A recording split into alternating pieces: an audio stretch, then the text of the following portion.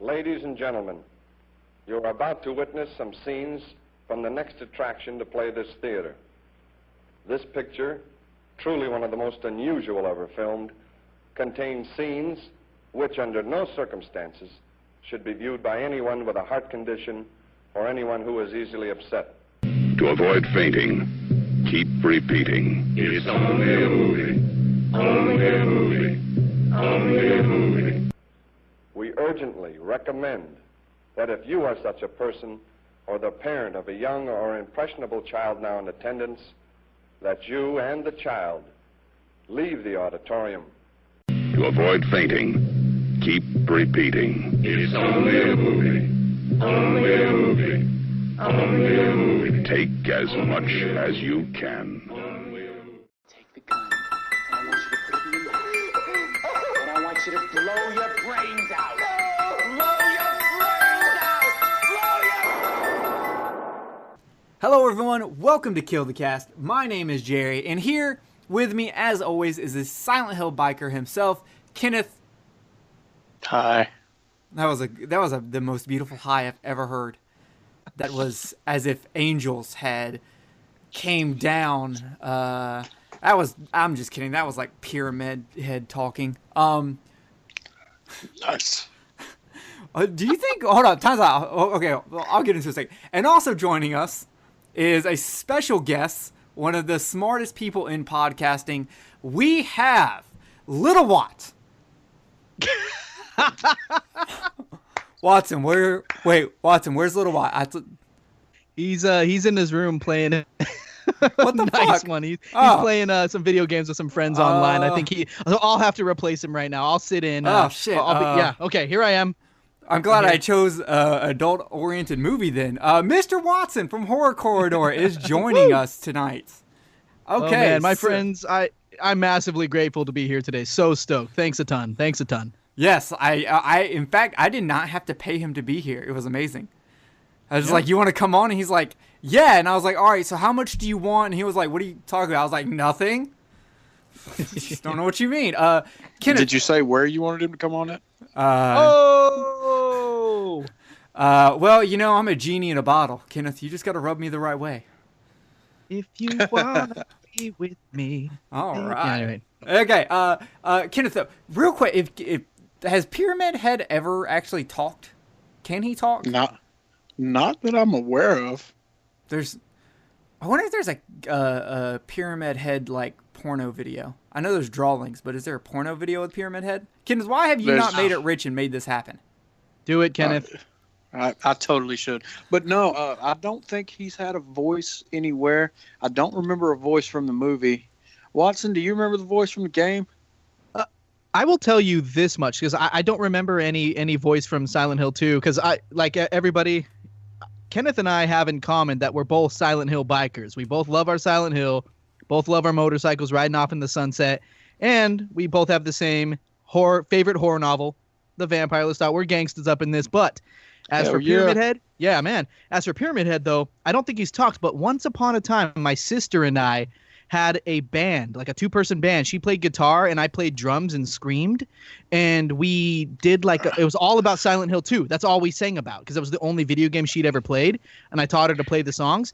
So yeah, I was once the voice of Pyramid Head. He did some rapping and screaming. Very cool. So just throwing that out there. Maybe for another time, I'll lay down a verse when I can remember it. I want to hear Pyramid Head rapping. That sounds glorious. Okay. Because I remember in your podcast, I remember you talking about this, and I was like, wow, that's fucking awesome. Did I mention that? This. Yeah, you did when you were doing your favorites episode. You were talking about the video game, and you talked about having a band. Oh, God, I forgot I did that. That's awesome. That's cool. Watson, I got to act smart as shit the other day based off information you had given me. I was listening to Tell me how. I was listening to Skeleton Crew, and they were Alex played 2 of his rap songs, and Dave and Jamie were talking about how he sounds like Eminem. And so I messaged Alex, and I was like, Alex, if it makes you feel any better, I don't think you sound like Eminem, mostly because you sound like the guy Eminem ripped off, Cage. And he laughed, and then I was like, I have to give total credit to Watson, because I only know this because of Watson. And Cage. I've been listening to a lot of Cage when I'm not listening to Every Time I Die or Pusha T. So that's been the three people I've been rotating currently. That Oh, Friday man. the 13th rap that he did, man, was fucking amazing. Oh, my it's God. fantastic. Yeah. Shout out to Alex, man. Hell yeah. Yeah, that was amazing. I listened to it and I was like, wow. Yeah, that shit's so good. And actually, in that episode I was listening to, which is during the Nightmare on Elm Street retrospective, he plays another song he did for the 80s, and then he also plays a verse someone else did for Freddy Krueger, that his first verse for the Friday 13th song was supposed to be that.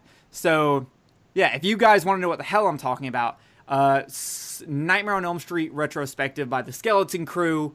It's in either episode... It's either in Nightmare on Elm Street 1 or Nightmare on Elm Street 2. It's one of those two, because I know I'm on Nightmare on Elm Street 4 for their retrospective. So, yeah. Anyway, shout out to the Skeleton Crew. Yeah. Hey, Jerry, did you hear that rap song that I sent you and Dan Chase? Did you hear that one I did that I played guitar on and then did the vocals? Or did I? Yes. Not. Yeah, no, I did. So yeah, I can throw down some rhymes myself. I'll do it. G. Me and Watson, me and Dan the other night were actually recording raps to each other and sending them to each other on Facebook. Oh, that's Man. sweet. Oh yeah. Hey, funny story. Kenneth and I used to have a rap group. Indeed, we man. did. And What Kenneth, was it called? East Side Slashers. Yep. And Kenneth, a horror name. Yeah, Kenneth actually can rap really fast. He's actually he was like the Tech 9 of the group. Oh heck yeah, man! I love Tech 9. Yeah, It was great. We had a good time. Yeah. Then we dropped that and we started doing. We had a 2-piece band that was a mixture of like metal guitar but hardcore vocals, because I can't do metal vocals. I can just do like shitty punk vocals. So we did that. This is. And then we dropped that and we started doing drugs. And then podcasting. Yeah. Yay! Podcasting came way down the line. Yeah. Because me and Kenneth have always talked about it, because people, one of our oldest friends, Roxy, she used to tell us that she wished she could record the conversations Kenneth and I would have, because we could just go on almost anything. And how Kenneth ended up on Kill the Cast is Jay and I recorded our first episode, but then we kept having scheduling conflicts and we could not get together to record. So I was just like, Jay, I'm going to do an episode with my buddy Kenneth. If you want to find someone you can do an episode with, that's cool. We'll do that until we can line something up together. And then I called Kenneth and I was like, Kenneth, will you come do this with me? And he did. And we did I Saw the Devil. And I cried that night because he didn't like I Saw the Devil as much as I did. Wait, that was because I remember that episode. That would have been Kenneth's first episode, right? Yeah. It was episode 2. Episode 2 was Kenneth. Okay, because I listened to some of them out of order at first, because it organized them strangely on my iPod, and so I like listened to the first few, and I was like, oh, this is a current episode. This is the first episode. What's going on here? And so yeah, okay, I remember that. Yeah, it was fun. So anyway, Kenneth, what have you been doing this week? The biggest thing that I went and did this week is I went and checked out 15 Acres of Guns at the NRA annual meeting. Yeah, you took a picture of some old white guy. Who was that? Lee Ermey. What is he from? The Full Metal Jacket, and Oh, he was yeah. also he was in Full Metal Jacket, and he was also in Texas Chainsaw Remake and Texas fuck. Chainsaw The Beginning. And he was in The Frighteners. Yes, Yes. That's him, man. You should have went up and talked to that dude. dude, the line was crazy. Oh, I yeah? haven't even seen a line that long when I went to the horror convention. Damn. Dude, it was insane. But you also got to take into consideration how many people were there, man. When I say 15 acres, all right, when I looked on the health thing on my iPhone, I walked 6.5 miles. I took almost 13,000 steps. Woo. Damn. I mean, dude, it was crazy. I was so tired by the time I left, man. Did you buy any new guns? No, I didn't buy guns, but I bought some really, really cool cleaning gear for my guns, and I found this crossbow that I really, really want, but it's $2,000. Damn. Yeah. Jeez. You just borrow a crossbow from fucking Jason from the Friday remake. Yeah, right. And I did discover that I want a Glock, so my mom's probably going to get me a Glock for my birthday, and nice. then I saw a couple of 1911s that I want, and some other things. I want a Benelli shotgun. Wait, so did you say money? Did you say 9, 10, 11s? 1911s. Oh, I thought you 9, said 10, 11. I thought you said 9, 10, 11s. I'm like, who the fuck names a gun like that? Like, is there a 789 also? But no, 1911s are like one of the most popular styles of handguns out there, and just about every handgun company makes a style of 1911. It wasn't created in 1911, though, was it? Actually, I think it might have been. I can't remember. I'd have to go back and look at the history. That'd be cool. Colt's let's name Colt's all the of most ours. famous for the 1911. Ah, okay. Colt 45 and 2 zigzags. Baby, that's all I need. Yes, something like that. That's actually where the term Colt 45 comes from, because a Colt 1911 is 45. Oh, okay. Fair enough. Well, Watson, what have you been doing this week? Well, shoot, I'll tell you what I haven't been doing, and that's I have not been traversing acres of guns. Like, holy crap, that's quite a unit of measurement when you're dealing with guns. I'm in, man. I actually, you know what? It's funny, Kenneth. I have a gun. Well, I don't have it here. It's paid for in a gun shop like about 50 miles away, and I paid for it like 2 years ago and forgot about it and just have never made my way to get back to pick it up. And so it's a 9mm Smith & Wesson, and yeah, I don't know, because I like to go shooting, because I live out in an area that's like there's nothing here. Like, I live close to Olympia, which I say in all my podcast episodes, but it's woods like mad. So whenever anybody's like, I don't like it in movies, in the horror movies, when they say, hey, I don't have cell phone reception. I'm like, dude, if I go a mile in any direction, I don't have cell phone reception. Let them go ahead and talk about it, because I don't have it either. And so, yeah, but one time, like, my brother and I, we were both single and angry. Well, I just struck out with this girl because she sat on my motorcycle, Kenneth, and like, if someone sits on your motorcycle without asking and they almost knock it over, are you going to be happy about that?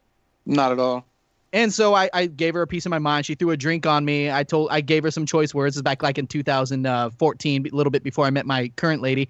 And so anyway, I sent her packing anyway. Like, we're both Valentine's Day chilling, my brother and me, and we're just like, hey, why don't we just go shooting in the woods? And we did. So anyways, I didn't do acres of guns this week, because that's the original question. I wish I did. But this week I have been just working, boring, putting finishing touches on episode 8 of Horror Corridor. Best of 2016 episode. The joke on Facebook was, yeah, I'll just put it out in like May or June or something. And then it turned out, because of my schedule, that's sort of how it happened. So that's coming up in like probably a week from now. And yeah, I got a couple reviews for other shows I'm editing, working on getting Horror Corridor on a more regular schedule, because I've had a lot of cool kind of positive changes that will make it so I can record that podcast more instead of releasing an episode every 2 months. So rock and rolling, chilling with my son, playing some guitar. That's about it. That's what I've been up to. Jerry. Word. I have I've been mostly just working, because work week's been crazy. Fuck, have I done anything this week? Kenneth, I've talked to you. I think it's about all I've done is... Yeah, me and you haven't talked nearly as much as we usually do this week. Yeah, because I've been busy with work. Holy shit, I don't think I've done anything this week but work and then hang out with Reese. That's about it. Like, it's just been work, come home, watch a movie, go to sleep. Or watch a TV show, or we actually mostly just watch YouTube. So I have not done a single thing for any of y'all except behind-the-scenes stuff for Kill the Cast and all, because we moved to Horophilia. This is our second show on Horophilia. It was supposed to be our first show on Horophilia. Sorry. It's okay, Watson. You're so damn cute. We'll let you slide. Shucks. But we put out the Best of the 80s show, which has been getting great response. We've been getting good reception on the Horophilia Network. So I've honestly just been doing so much of background stuff of that. Shout out to Jason Lloyd for not getting annoyed with the 5,000 questions I've asked him. Yeah. Jason's awesome. And then working on Married with Children. That's which I record tomorrow. So woohoo. Oh wow. That's it. So Horror Corridor with Mr. Watson and his better half, Little Watts. Yep. So, okay, you have a background in music, whether it's playing guitar, rapping, singing, clickety-clackety to people, and That was hilarious. Oh, my and- God, that was hilarious. Oh man. actually, I got something I need to send you, Watson. You know, the episode, the slasher episode, they Dave Z said he started singing that song. It's Friday night and I feel all right. The party's Yeah. here on the west side. I rewrote that entire first verse to be about exploding heads. What? And I sent Dave's the only person who's seen it. I sent it to him, and he was like, "You should Oh, record this shit." And I'm man. like, "I cannot sing, as everyone just heard." I was like, "I'll send it to Watson. awesome. I'll make Watson do it." Oh, dude. but There's some singing in my next podcast. I do a skit in the beginning on episode 8 that's coming out next week, and yeah, there's some singing. oh Lord, I wish I Yikes. could sing. I can't sing. I wish I could sing. I was so trashed. oh my I God, can only rap and play guitar. That's it. Nice. he's very good at playing guitar too. Okay, so you have a very big background in music, whether it's guitar playing, rapping, DJing, all this stuff, and you decided you wanted to do a podcast and you want to do it on a horror, and because you have a background in psychology, you wanted to bring a smarter approach to podcasting. And that's what you did, because both me and Kenneth sat there and said, I can't believe someone thought this much about Ghostbusters. For real, man. But that's one of my favorite things I like about your podcast, is because it keeps me mentally stimulated. And so when I listened to that episode, being the first episode, and I listened to it, I was like, when I got done, I was like, oh yeah, this is gonna be great. Oh, dude, thank you so much. Holy crap. That's so awesome to hear, just kind of firsthand like this. Because, man, you know what I do is I sit here. Those first 3 episodes were in my cool townhouse, twice as big as the apartment I'm living in now. But either way, I just sit in this little space, record on my mic alone. I have notes, like way too many pages to even talk about. Like, I don't think one of my podcast episodes has been done with fewer than like about 50 pages of notes. Because when you're doing a solo cast, I don't have anyone to bounce off of. So it has to all be me. And it's not like a band. If you got a band, right? You got your lead singer, guitarists, bassist, drummer. Well, if something's going on, lead singer can step back, guitarist can shine, bass player can shine, drummer can shine, or whatever. Well, with it's like a rap show where there's no instrumentalist on the stage. It's just this one guy, and he's got to entertain you the whole time, so he better freaking do it. And I didn't realize that's how it was going to have to be with solo casting. And so, I don't know. I'm having a blast, though, and yeah, I don't know. I got the background in psychology. I got this degree I don't use, so I have to use it for something. And so, because I'm a construction dude, that's like what I do by trade. Like I did it when I was 15. I've walked away from it tons of times. I keep coming back because it makes the most money. Not even that great of money. Shout out to my bosses. But no, so like, whoa, the buzz is kicking in. The whiskey's kicking. I'm about to get fired. Give him a No, I won't. raise. I give Yeah, him a gangster. raise all the time, and I take a picture He of it and does. send it to him. And y'all can't give And him my a raise? girlfriend Come is on. glad. And Wait, my what? girlfriend's happy. What? Hey, I don't know. Nothing. But Don't no, I don't make know. It's me just, start airing out some shit you were saying with me and Dan. I don't even understand what you're talking about. But anyways, Exactly. so I don't know. It's just been fun to podcast because I would listen to these other podcasts who would take this stance on horror, and they were doing the intellectual route. But I'm not purely that either. Yeah, I might get good grades when I do school. I might kind of nail it. But I also am the guy sitting in the front row, paying attention to the professor, trashed off the whiskey in my coffee cup. I'm like the worst of both worlds. I'm like if Ernest Hemingway had no accomplishments, he's just a drunk guy in a bar who can write but doesn't. That's me. And so I podcast, and I'm like this. Yeah, I'm like Hannah Montana, the best of both worlds, but I'm like the worst of them. I don't know. People like the podcast, and I'll take it. I'm just chilling, having a lot of fun, like you guys are about to, and I just want to welcome you guys too, because Horrorphilia accepted me with open arms, and it's awesome, and we're doing the same thing with you guys, because you guys are a fantastic fit for this network, because you guys are smart in your own right, smart, charismatic. And between the 3 of you hosts, like, it's just, shout out to Jay. Sorry you can't be here, buddy. Would have loved to mix it up with you. But, like, I'm captivated by every episode because you guys have a fantastic charisma. I love Silent Hill Bikers. I love Me That Jerry. You got my phone number, homie. That's how it goes. No one else on Horphilia does. Brandon Orlick's been trying to get it, but I don't know. I'd give it up for Brandon. I'd give it up for Brandon. Gosh, doesn't he just have the nicest face? Oh, it's that New Jersey voice. I'm telling you, man. I know, Jersey. New Jersey. Yikes. Oh yeah, now I said Jersey. Gotta bust out the Jew jokes for Brandon. Your show was wonderful. My two favorite episodes is actually the Frailty Missed episode. Yes. Because I finally watched Frailty, and I liked it all the way up until like the second twist in the ending. Sure. Which JP gave me so much shit about. Oh my god. Yeah, he loves that movie. Yeah. And then The Mist, JP. which shout out to JP. Hurry up and get that 100 episode done. But The Mist was fantastic, and then having your son on there to do those with you was very interesting. Just to kind of get one, you can tell how much he gets from you. Like, he was so fucking professional. I was like, well, fuck, I'm just gonna have him replace me on my show. People will like it better. Dude, same here on mine. I had him do the intro on mine. Like, shit, yeah, it's just like shit. like, dude is talented, and he but it's seriously, he would be like, well, I'm not good at picking out little details and remembering that, but this is how I feel about this, and he would go into it, and it's like, to be able to say what you're not good at and be able to go, but here's how I do things is wonderful, because most people could never admit that about themselves, especially as a very young teenager.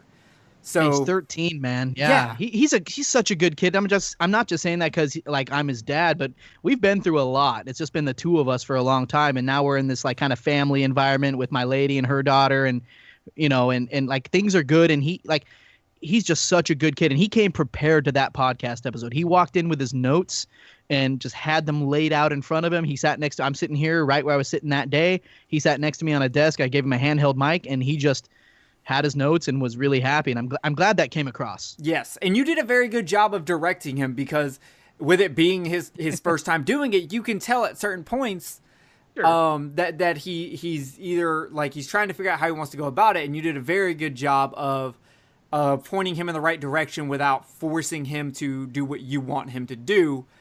And it just came off very well. And my second favorite episode is the Krampus episode. Going through the history of Christmas with you. Thank you. Was so fucking interesting. I was sitting there the whole time like I didn't even know about the winter tales or any of that. I learned so much from that episode, and it was, and you have the Bill Nye ability to teach and make it interesting and keep me entertained the entire time. You are the Bill Nye of horror podcast. Oh man, thank you, man. Shoot, that episode was. I'm so proud of that episode because I had all this Krampus folklore talk I could have talked about, and I seriously had probably a slated an hour of content based on that alone, and maybe another half hour to do. And I cut most of it, and just kind of kept it what it was, and I felt good about those cuts. And it's my shortest episode so far, I think. But in any case, man, like, yeah, I'm glad you appreciated that, because I don't think that episode, seasonal episodes don't get a lot of love unless it's the season. And I think I was so late on it because it came out on Christmas Day that I don't think it got very many downloads. Jason could probably clear that up for me. But I think of all my episodes, I think that one that I put so much love into was like, well, we'll get to that next year. And maybe, I don't know, we'll see what happens. But yeah, thank you for appreciating that. It made me finally watch Krampus.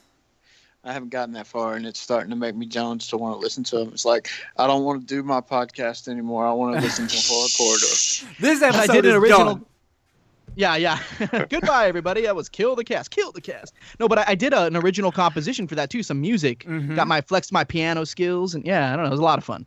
Yeah, Kenneth, you're going to, you know how I'm into history, and I know you're into history. You're going to love him walking through the history of why Christmas and horror are related, why scary stories are related. It is wonderful. That is by far, that's my second favorite episode. Oh, dude. I love it. And it wasn't even a hard choice. Like, All the episodes are good. I love all the episodes. But like, right now the one that I'm in is the Exorcism of Emily Rose. That's the one that I'm in right now, and I'm enjoying it. I really am. I'm glad you gave credit where credit was due on your explanation of The Exorcist, because if you hadn't, we would have been fighting. Because that is my favorite horror movie of all time. Well, check this out, Kenneth. I got asked on a podcast recently that's a secret podcast. No one will ever hear this episode except for, like, it's an interview with me. And it's in a secret group I'm in, just a bunch of friends I've had online, like, for about the past, like, 6 or 7 years. And the guy who leads the group recorded a podcast and had me be the first guest on it. And he asked me what I felt the ultimate horror movie was. He's like, don't tell me your favorite. Tell me what the ultimate one was and what scares you. So I told him, okay, Exorcism of Emily Rose actually manages to frighten me, but I'm only kind of okay on that movie. It only made my top 10 because it's the only movie that scares me, but the ultimate horror movie is The Exorcist, and I went into the big history of what it did for the genre and what it did in the early 70s when, I mean, you have all this, it's in the episode, but like that movie to me is the ultimate horror movie. I'm not saying the best, I'm not saying the worst, I'm saying as far as what it did in its time and what it was doing like as a reaction to the, God is dead headlines in the 60s, and all of a sudden the pendulum swings over to religious fervor and fear, but also for salvation and the hippie loving, Jesus folks. Like there was a lot going on there, and The Exorcist captured that and ushered in this interesting era. Credit, man. So love it. And see, that's like Jerry would be able to tell you. A long time ago, I actually wrote a review on The Exorcist, with it being my favorite, and I went into that. I went into what makes The Exorcist great is it's not just the content, but it's when it came out. It came out at a perfect time in cinema history, because at that time period, people were, with Christianity being the biggest religion in the United States, but people had never seen anything like that. They had never been subjected to that. The closest that they had been subjected to at that time period was like Rosemary's Baby. And you don't get to see, that's the biggest thing I hate about Rosemary's Baby, is you get to see all this of her being pregnant and what the kid that she's going to have and everything, but you don't get the real big money shot of the stuff after that. After the Antichrist is born, and that's my biggest problem that I got with Rosemary's Baby. And so when The Exorcist came out, there you go. There's the beginning of your money shot right there. And it took the country by storm. It's one of the greatest, to me, it's the greatest horror movie of all time. Well said, buddy. Shoot. Y'all are both wrong. It's Jaws, but whatever. Jaws is so good too. Shoot. I'm not making bones about that. Shoot. But yeah, so Horror Corridor is currently working through a top 10 list that Watson did for his second episode. The second episode was a top list show, but he didn't just do his top 10 movies. He did favorite books, favorite TV shows. He even threw didn't you threw in a song, because I remember listening to a symphony or something at the end. Yeah, the scariest song I've ever heard. Well, yeah. From 1911, believe it or not. Yeah, and then you came out and said the next 10 episodes are all episodes centered around my top 10 favorite movies. Yeah, it was a way to direct the show, because I didn't know how to tackle, what episode do I do next? So I committed myself to like a story arc, Yeah. And that's perfect, because I'm only ever, like, Kill the Cast is only ever planned out like 2 shows ahead, if I'm lucky. Real quick before you get into him going further. Have you ever listened to the Black Tapes, Watson? Yes, sir. Okay. It hit home when you played that piano sonata. It hit home with me because the guy that did it, Scriabin, they actually talked to somebody in the Black Tapes named Scriabin in Russia, and it never hit me until you did that. And I was just like, wow, that dude was real. You know what's funny? Because I listened to all that in the Black Tapes after this episode, because I listened, and I was just like, holy crap, there's no freaking way that I just talked about Scriabin on my podcast, decide, hey, I need something to listen to at work. Oh, I'll get back on the Black Tapes. And then they're talking about Scriabin too. I'm just like, you got to be kidding me. That's fantastic. So, yeah. Whew. Dope. It's good stuff. So, yeah, that is Horror Corridor. There's stuff there. Pimp that out real quick, Watson. Where can they find you? Oh, we're talking. So, like, this is plug time. Okay, well. Yeah. Anyways, we're talking about. Okay, so first off, there's a Horror Corridor page on Facebook. Find me on Facebook. It's a group you can join. Join that group page. But there's another group called Horror Corridor that you can like. That's not me. Don't like it. Don't do it. You can like it in your mind, but it's not me. So blah. You can get the episodes on iTunes, Stitcher, wherever podcasts are played, including horrorphilia.com and horrorcorridor.com, which my 13-year-old son Lil Watt runs and is pissed at me because I never give him show notes on the last 4 episodes, so I will have to remedy this. But that's HORRORCORRIDOR.com. Rock and roll. That's how you find me. Horror Corridor, baby. And have you given him a raise yet? I have bought him stuff because he saved episode 8, from some recording issues I was having. I don't know if we talked about this aside from the show, but he saved the episode, so I bought him a video game for Xbox One, and then I bought him some nice headphones when he first got the job. So, there's incentive. I don't make any money from it, but he potentially gets possessions and things for it. Good. That's what I like to hear. Cause he's the best, yeah. The website looks great, and the show is amazing. If you're not listening to it, please go listen to it, especially if you listen to the Psycho 3 show that Kenneth and I did, and you were like, damn, they went deep. Well, go listen to Mr. Watson because he makes us look like children. Stop. He also dresses me up like a child sometimes. It's very weird. I mean, Jared Fogle in the footlong. Wow. Yikes. Right, okay. Yikes. It's this whiskey buzz. I don't know what's going on. I just said... Actually, I had Firehouse Subs the other day, and it was delicious because I went to go see... Oh, that's what I did this week. I went to go see a double feature of The Fly, David Cronenberg's The Fly, and The Thing, John Carpenter's The Thing, at a theater, and it was fantastic.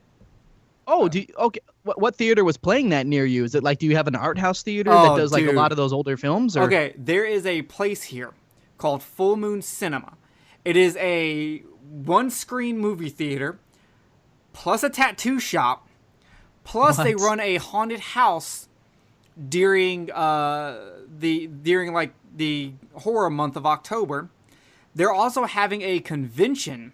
They've had it a couple times before. They're having a convention again this October. And soon I'll be teaming up with Mike from We're Gonna Need a Bigger Show podcast, and we are going to be teaming up to interview the owner to talk about how do you go about creating this? Because this place is amazing. I went and saw Hellraiser and the Lost Boys double feature there, and it was great. And I went and saw The Thing and The Fly there, and it was fantastic. It's so good. It was so much fun.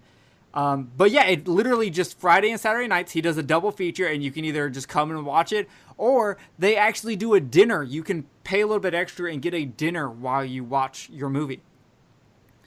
And you can go and get a tattoo. It's fantastic. So that's what I did. But yeah, speaking of when movies, I come up to see you, we're going to have to make it a date. Oh yeah, we will definitely make that a date. It'll get so handy. Wait a second, Jerry. Wait a second, Jerry. What? You just reminded me. I also took my lady out on a date. We the other night we went to our favorite goth bar. There's this big satanic statue. Well, I don't think it's satanic, but it's I think it's more of a pagan statue in the middle of the bar. Red lights. There's an embalming table that's been used from the 1920s. And we went on our first date there because I got to test these girls. You got this pretty little blonde. I'm like, okay, if you're not into the horror, I can't mess with that business. And so it turns out we're here 2.5 years later. But we went. It's called the Cryptotropa, and then right after that, we got our drinks there. Then went across the street to the Capitol Theater in Olympia and caught a screening of Personal Shopper. It's not as cool as the theater you were talking about, but they do a horror fest that on that episode Lil Watt was on, episode 5 of Horror Corridor. We went to a horror fest they do every November, the week after Halloween. So they get their toes wet in a little bit of that horror, and they were playing Personal Shopper, a ghost movie. Pretty interesting art house film. And so, yeah, I forgot that I did that too this week. So, yeah, we were kind of up to the same sort of thing. Yeah. I remember that date night. Pictures. I was texting you. Yeah, me and Dan had to go take our conversation. Because me and Dan kept talking, but we took it out of that one so that we didn't bother you. Even though we then still talked about you. You did. Oh, I didn't know that. Yeah, I need pictures of the inside of this golf club, man. I will send some. I think I have some, and they have this free jukebox, and I always play because they have dark themed music on the. It's all free. You just type in which song you want, and they've got like 100-something records. And then I always choose old like 40s jazz because in that sort of setting, it takes on a new dark theme. You know, you got this 40s jazz, often with these kind of, you know, these black singers who were going through, you know, their own kind of socio kind of political pains of the day. And that translates into this like goth club, and you're just feeling this darkness in there. And I teach her how to swing dance. And so, yeah, we kick ass there. And I'll send you some pictures, homie. Yeah. Please do. Wait, you can swing dance also? What do you not do? Is there anything you're Oh, not working with? I can't do math very well. Or meth, sorry, typo. Okay, you can't speak very well either. I know. I'm not much of an orator. All right. Yeah. So, we have a movie for you guys. This isn't just us talking about random shit. We are doing The Last House on the Left from 1972, directed by Wes Craven. It is his first film. He wrote and directed it. And it is produced by Sean Cunningham. On a budget of $90,000, it grossed $3 million in the USA alone and $10 million worldwide. And it is one of the few horror movies from that time that Robert Ebert liked. He gave it a 3.5 stars and an actual good review, and people were pissed at him for it. So I don't understand why. Because Robert Ebert shits on horror movies. That's what he does. So it was weird that he did that. I always found it amusing that, you know, two of the biggest horror icons did this movie and then parted ways, and one went to do Friday the 13th and the other one went to do Nightmare on Elm Street. Yeah, so one did a good job, the other one did. Doom. Okay. Regardless of your personal feelings on Nightmare on Elm Street, you can't deny the fact that Jason and Freddy are two of the biggest horror icons. Oh, no, I give you that. They are definitely, I would even say the two biggest horror icons. Right. I think they take top level. All right. So, this movie involves a young lady named Mary as she goes out to a concert with her friend Phyllis. And while trying to score a little bit of grass, she runs into the underbelly of society and runs into Krug and Company. And from there, we have dark turns. So, with that being said, this movie starts off with a title card saying that all this is true, and that is absolute bullshit. None of this is true. Thank you for joining us.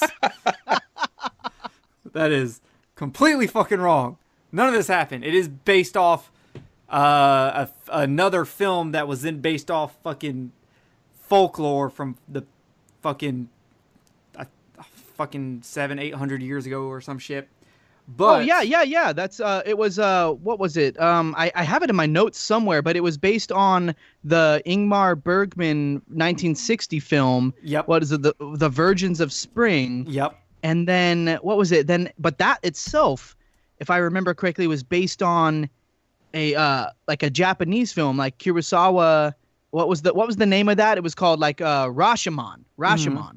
Yeah. From 1950, but that was based on a short story by gosh, I wish I had my notes here because it's like it's a Japanese name. It's like oh, hold on, it's coming to me. I'm talking too. about well, hey, you know what happened here? Listen to my voice. Akutagawa, his short stories In a Grove. And even though he has a short story that's also called Rashomon, so we have Last House on the Left based on The Virgin Spring 1960, which was based on Rashomon 1950, which is based on In a Grove by Akutagawa, even though he has a short story called Rashomon, which they all deal with the rape revenge narrative and stuff like that. So yeah, yeah. And then all of that is based off ancient folklore that is not Japanese. It's Norwegian or some shit. I can't remember now off the top of my head. Oh, nice. So, but this movie is one of my all-time favorite movies, mostly because it is truly a fucked up, disturbing, terrifying movie that could 100% happen to you, and probably will if you don't listen to Kill the Cast in Horror Corridor. I'm just saying. Woo. Yeah. And the movie is crazy 70s. Like, this, if anyone ever want to know what the 70s was like, just show them, like, the first act of this movie. Yeah. Yeah, totally. It was like fucking. If you took Easy Rider and made it a horror movie. Yes. Okay, so we start off with a very peaceful family dynamic of a very popular girl named Mary who is getting ready for her birthday, and she's about to go to a concert with her friend Phyllis, and her dad's a doctor. Like, so they're very well off. They're doing very well. In fact, the opening is kind of like the opposite of the opening to the Halloween remake by Rob Zombie, because they're actually very well put together and they're not dysfunctional like at all. Everyone's so happy. Besides the father talking about his daughter's nipples, which was odd. Let's just talk about tits. What am I, in the barracks? Yeah. I was like, yes, you are. But it's okay because she's going to go see Bloodlust with her friend Phyllis, who has one of the funniest lines in the whole movie because she says her parents are into iron and steel. Her mom irons and her dad steals. I thought that was great. So we have this wonderful opening that sets up this beautiful movie. And then we go and see the other side of this, because this movie will constantly flip between a happy, calm dynamic to a very disturbing and uncomfortable dynamic, which is one of the things I greatly love about this movie. And you will see that as we go on, as it bounces between scenes. And one things that I've never hear anyone talk about this when they talk about this movie. No one talks about how they set up Krug and Company with this radio program, talking about their escape and foreshadowing their evil. Like, no one ever talks about how Krug was arrested for a triple murder of a priest and 2 nuns. Oh, wow. Well, that's actually something that I have in my notes, because a lot of times we talk about characters and development, and the thing about it is this movie set up everybody perfectly in the first 15-20 minutes. Yes. I mean, when I say perfectly, I mean it set up everybody. It gave you the happy, well, in this case it'd be country, but we're just going to use the word suburban. It gave you the happy suburban thing going on with Mary and her parents, and then it immediately set up the fact that she was going to get herself in some kind of shitty situation because Phyllis was the bad influence, you know what I'm saying, quote unquote. And then right after that you go into the whole radio thing where it basically tells you everything you need to know about Krug, tells you everything you need to know about Weasel, tells you everything that you need to know about Junior, and it also talks about Sadie. I mean, you've got everything that you need to know for the rest of this movie in the first 15 minutes. 100%. What's interesting is, so everyone knows, obviously, the guy Krug, is short for Kruger, which would be later used in the Nightmare on Elm Street movies, and obviously Weasel's first name is Fred. But we have another tie with Weasel because they actually say that Weasel is a child molester. Whoa. So there's all this foreshadowing. And they even talk about, they set up Junior's character by saying Krug got him hooked on heroin so that he could easily control him. They set up everyone. Sadie is probably the one they talk about the least, and really they just say she's kind of animal-like. She's very ferocious, which goes more into her dedication to Krug. I mean, you really don't need a whole lot of like in a lot of movies that we get now where you've got the first 30-45 minutes of solid, okay, we're gonna give you a setup for this character and set up for this character. Oh no, Wes Craven did it perfectly. He was just like, this is everything you need to know, now go. Yeah, and in just this, like, their little flophouse apartment, once you get in there, you learn that Krug is very controlling and domineering. He is very much the alpha male. He also reminds me of dude from Who's the Boss. What's his name? Ted. What's his name? Danza. Tony Danza. Yeah, he reminds me of Tony Danza. If Tony Danza was a fucking evil, he's Tony Danza's evil brother. Yeah. But we learned that he is very much the leader of the crew, and we also learn from that what Weasel, even though Weasel really sees himself as kind of an equal, or tries to see himself as equal, he constantly gets pushed back from Krug. We also learn a good deal about the state of mind that both Sadie and Junior are in, because you can tell Sadie has such a fictionalized outlook on life. It's a pure fantasy that she wants. And it doesn't really explain where this comes from. We really don't know if Sadie, like, what her past is. Did she have a bad childhood? Did she just, like, get caught up with the wrong people or what? But you can tell her outlook has become very fictionalized as she goes, I want more women in this crew. And she has a ideal of what the 70s feminism is, while still being completely under the thumb of Krug. Like, she has it, so you can tell she has a very classic, those people that have, like, a fictionalized view of the world that's created by, like, watching romance movies, and that's what they think love is. Yeah, butterflies and puppy dogs. Yeah. She has that same thing, except a twisted version of it.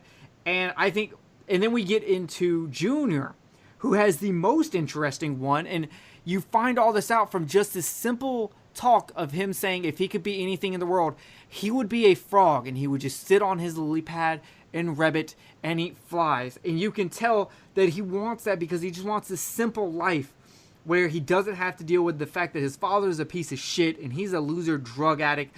He wants his existence to just be super basic without any of this emotional trauma that he has gone through. And it's all told by him just fucking ribbiting to you. Yeah, him and Sadie doing that by the tub and everything. Well, she's in the tub smoking that cigar, and he's just telling her how he wants to sit on a lily pad and just chill. Like, that scene was really interesting to me, and I really like to see that. It shows that they're, and I'll talk about this when we really focus on character development later on in the episode. But that was a really, I'm not going to use the word touching, but it kind of is. There's sort of an interesting dynamic going on just in this whole group, and it really demonstrates fleshed out characters, and it's fantastic. Yeah, and like Kenneth said, the most impressive part is within like the first 15 minutes, you pretty much know everything about everyone, because right after this you go from the flop house back to the family house, and you get a lovely scene of the girls out in the woods, and you have Mary talking about how she's blossomed into a woman and she feels like a woman for the first time of her life, and them just being free and being out on their own. And you have that compared to the teenage life of Junior and the traumatic that he is. Like, wait, so Jerry, let's talk about this scene with them in the woods for a second. What do you think about the idea that they're seeing this band Bloodlust? Because we know that the mom, from right in the beginning, she's not impressed with the band they're seeing. She's appalled by the violence they do on stage. Mom asks, aren't you supposed to be the love generation? We have that whole thing. And I mean, right in the early 70s, we had all those anti-Vietnam War demonstrations going on because in 1969, Nixon had said, he declared that U.S. involvement in the Vietnam War was done. But the problem was that, not even a year later, Nixon ordered an attack on like some communist sanctuaries in Cambodia. That's gotten a big American outcry from there. So, there was even an anti-war demonstration at Kent State, where National Guard members shot 4 anti-war activists. So this is going on right before the filming of this movie. And I think it was definitely a rough time to be a socially conscious young person, which Wes Craven was while making this film. And I mean, what do you think about the angry spirit that kind of permeates this film? Like, it's sort of like death to flower power, and it sucks that has to happen. Like, what do you think about all that? Because I have more to say on that later, but just about Bloodlust. That was my initial question. What do you think about Bloodlust, and talking about how she wants to, they're talking about making it, making Whoopi with the band, and how Mary wants it to be soft and gentle because that's her idea of an ideal sexual encounter. And I think it's funny because she's like talking about doing that, but because she knows they kill chickens on stage, and yet she's fantasizing about like a gentle, lovely gangbang.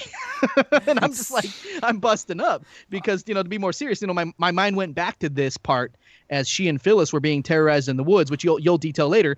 But because her expectations and her reality, they never meet. Like you don't go outside on any given day expecting to meet your end in such a disgusting, tragic way. She's talking about her breasts finally filling out. She's talking, girl talk with her homie. They're drinking about the band they're gonna see. Even they share that wine. They're trying to score pot. But I mean, like even despite that, these are decent girls who don't live long enough to become women. Like holy crap. So So you have the big thing I love about this movie is the realism of it, because you always hear stories about this young girl or young boy. They were just out at a party or out at a concert or even just riding their bike or something, and someone truly evil shows up and ruins that life. That is real life. In the real world, you're most likely not going to get possessed by a demon or eaten by a giant shark or have to deal with a zombie trying to eat your brains, but you are going to have to deal with real killers. And in a like this, and in a world where there is so much social activity going on between the war and the hippie movement, and then you also have this darker side of life with you're getting a lot of exploitation movies coming out that are exploiting sex and violence. You have bands coming out and rock music that are starting to turn the edge, and that the 60s was this huge party and this huge love thing as we all became socially conscious that we weren't in the 50s. Going into the 70s where it tolls over into people getting past just love and going into darker realms of reality and looking for other things to get involved in. You had you went from the Beatles to the Doors. You have a completely different change here, and you have bands coming out like Blood Simple that talk about being violent, and then you look at Mary's outlook on world. Is she's supposedly a Peace Generation flower child, and she really is, even though she is traveling into this edgier world of this band. She still thinks that making love to the lead singer would be in cotton sheets and nice, while Phyllis, who comes from a lower income family, is like, no man, it would be brutal, like it would be crazy. Like, so you have a class system at work here that's showing that even though the children of the higher up class are starting to lean more into what the lower class already knows, their vision is still skewed by their luxury that they have.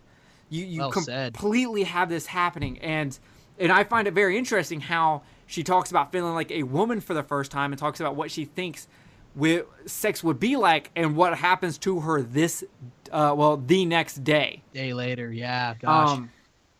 Which I'll come back to. Yeah, I think the dynamic between the two girls in itself is a social commentary on the death of the 60s. You've got the flower power girl on one side, and then you've got the pull into the 70s on the other side. You basically, in a nutshell, have pre-Charles Manson and after Charles Manson, you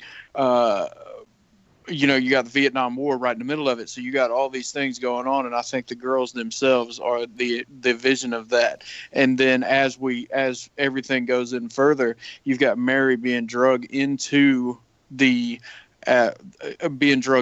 new world, which everybody is more conscious of what's going on, and they're not trying to avoid, all these things that are right out and in your face. So once you get into the 70s and everything, and Krug and the rest of them come in, that's where it is, where it's just like, okay, flower power, everybody loves each other, all that stuff, that shit is done. Now we're into the new, we're into the real, and the next thing you know, we're going to have people like Hunter Thompson and everybody else coming in and telling us how it is.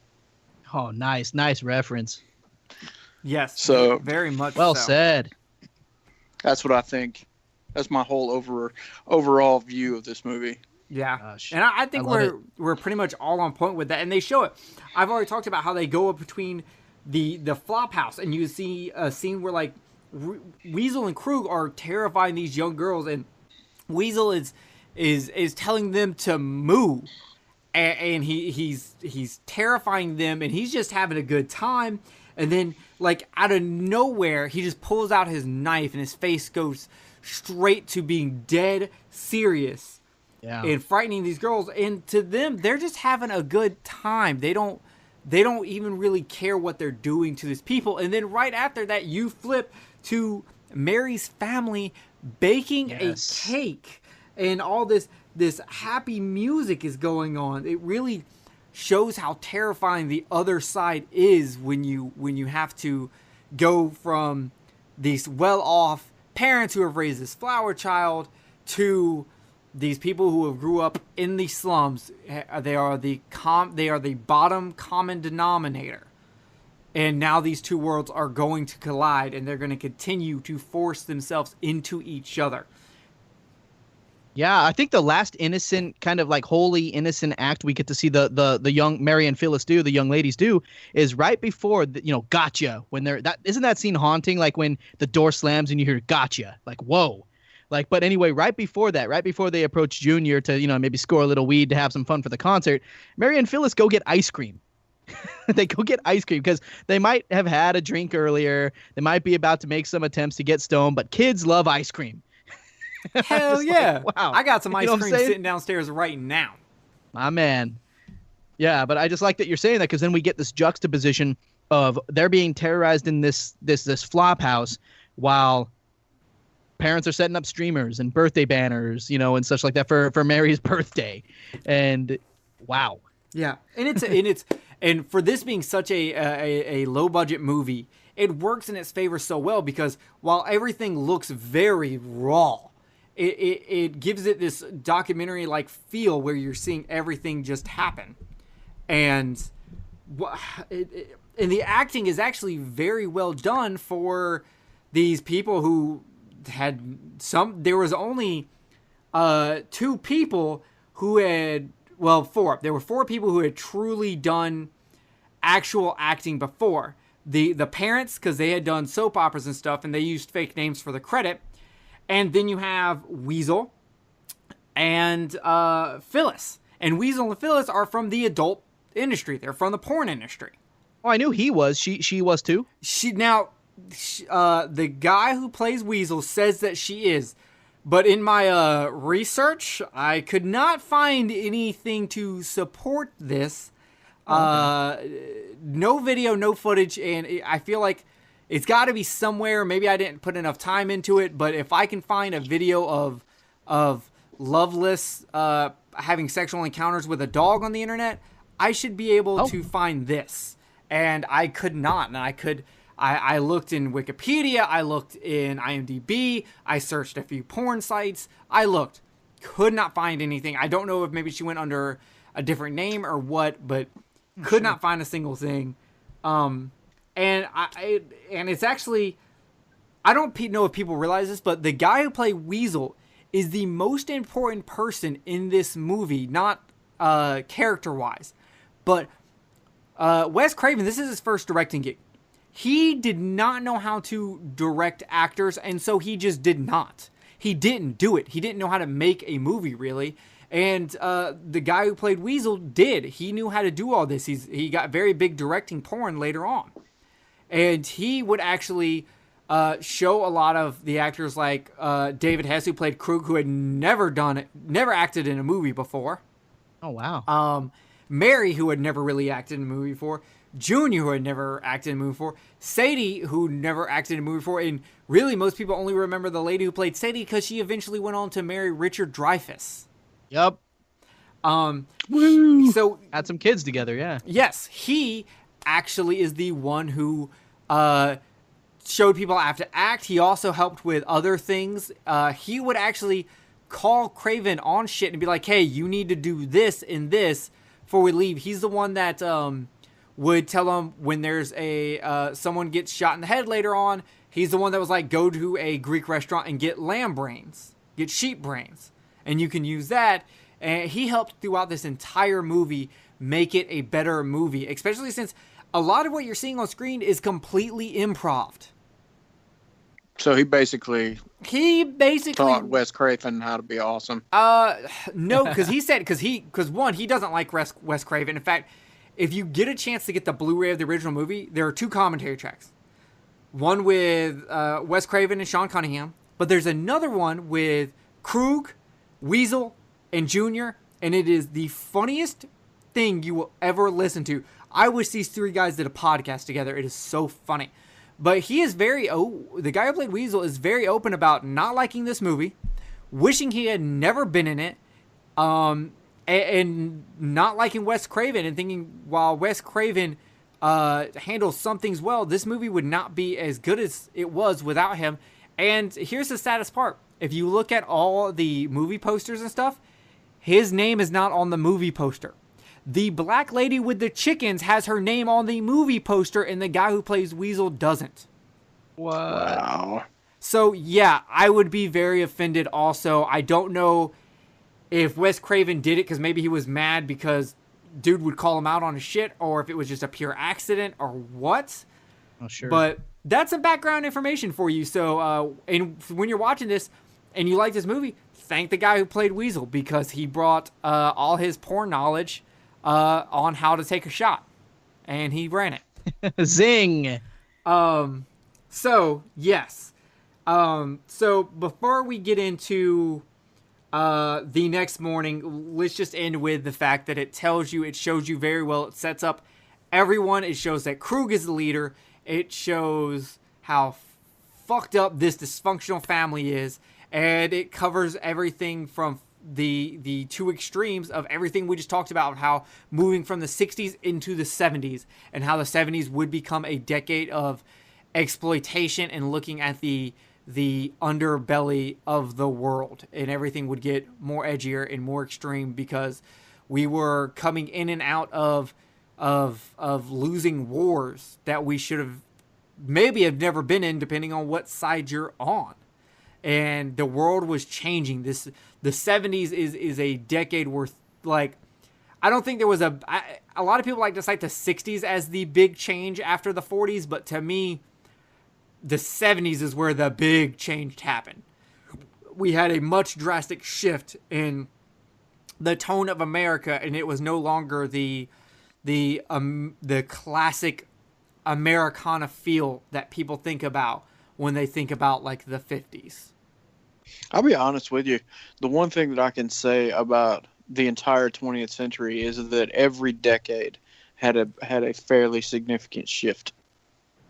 If you really think about it, and I'm not talking about in cinema, I mean just in general. If you really start thinking about it, early on you had the Depression, you had all that, and you just keep going decade by decade, and every one of them had a significant shift for whatever reason it was.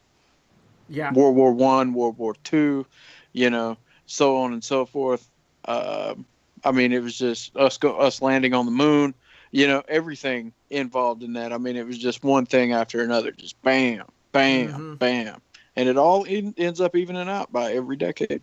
Yeah. Have you guys read Hearts in Atlantis by Stephen King? I have not. Nope. That's one of my favorite my favorite books from him, but it's 2 novellas and 3 short stories. And in the eponymous novella, Hearts in Atlantis, it's about the struggle of these college youths who they got a choice: stay in school. If we don't make the grade, we're going to get shipped off to Vietnam, because it's going up, it's going down. And later, when these characters in this novella are older and kind of looking back on that time, yes, there was an idealism, but I think, because it speaks to what you said about the 70s being kind of maybe even a stronger change in kind of affairs in America at the time, because there was this idea that in the 60s, with the flower power, with the peace movement, the anti-war protests, we can change things. We can do this. We can shift everything from here on out. And I think the regret that they realized in the 70s was that it didn't quite happen the way they thought. We had corporate America still rising like it was doing in the 60s at the same time the hippies were doing their thing, and it just kept rising. And these same people who were probably hippies in the 60s were probably business owners in the 80s, and wearing suits and ties. I don't know. But yeah, so when you talk about that, even Stephen King, who was the first author of the television generation, the first horror author first popular horror author of the television generation, he's even talking about, shoot, we had a chance in the 60s and we missed it. And then you get something like this movie that, if you want to give it that much credit, you can say this is the spirit of where things started going. Yeah. At least almost in the like 80s. the crumble of idealism. Yeah. A little bit. Because in the 60s, it was a lot of people who just, if you believe enough in the idea, you can make change. And that's not the case. That's never been the case. No matter how much you want something to happen, no matter how much you believe in it, and sometimes no matter how much hard work you put into it, the thing about dreams is that the majority have to fail their dreams so that the minority can reach their dreams and be successful in it to keep that chase going. That's the sad part about it, is whatever dream I had as a child, I was set up to fail that dream to make someone else's dream seem that much more important. And that's what you have here. You have the 60s of these people that believe you can just change something. And it's we're kind of in that same position now in the world as we were in the 60s, where people think if you just want it enough, it'll happen, but it's just not the case. And that dreams have to die to make other dreams happen. And that's my depressing moment of 2017. So the next day, early the next morning, how do y'all feel about this this song that starts up while they're driving? Yeah, how do you feel about that? Oh man, Early Smokey and the Bandit. Okay, because y'all are both musicians. That was initially what it reminded me of. I mean, you've got this basically in itself is a commentary on them, a literal commentary on them. Yeah, because the lyrics are about them. You're right. It's a literal commentary on them. And the first thing that came to my mind is I was just like, eastbound and down, loaded up and trucking. I'm sorry, I couldn't help it. I don't like the I like the lyrics, but I don't like the tone of the song because it reminds me of the goofy cops that are about to come up and the Benny Hill music that's going to follow them around. Oh, I had something in my notes to mention Benny Hill music. You beat me to it. Because I'm going to talk about the music when we get to Atmosphere. So I'll reserve my statements about that for a little bit later in the review. Yeah, but the interesting thing, and I didn't realize this. I don't know how I never noticed this until today, or the other day when I was taking my notes. But David Hess, who plays Krug, did the music for this entire movie. He wrote this song. He wrote the and the Road Leads to Nowhere song, which I thought was like a legit. So like I'm looking at a picture of Watson right now where he's wearing a Led Zeppelin shirt, and I thought this song was done by one of those bands. It sounds like a Led Zeppelin song. It sounds like something that would be on like Led Zeppelin 2 or something. And totally. And I didn't realize, and I thought like I knew the guy Krug did like he wrote some of the music for them. I didn't realize he had wrote that song, and he had wrote the Sadie and Krug song and did all this. And that's fucking great to know that he did that. And I don't even like most 60s, 70s, 80s music, but I will say the Road Leads to Nowhere song fits this movie so well, it's not even funny. Oh yeah, it's a great song. Both are good songs. I actually was humming that Sadie and Krug song all day long today, and yeah, I'll have more to say about that later. Yeah. So anyway, we have the parents calling the cops because their kid never showed back up, and I love how this movie will constantly go to the tranquility of this pond, of this water with the ducks, and it plays this very calm, uplifting music. The movie really does try to comfort us between shots of Krug and the crew, and sometimes we need that, and I wish they would have stuck with doing it that way instead of interjecting the police. But yeah, it's I actually have it in my notes that I wish the police were not in it except for very little. Just to be there for for those instances where the parents have to talk to the police. There are literally 3 scenes in this entire movie that require the police, and that's it. All the other ones could be completely done away with, and those 3 scenes that we do have them on are very, very small and minor.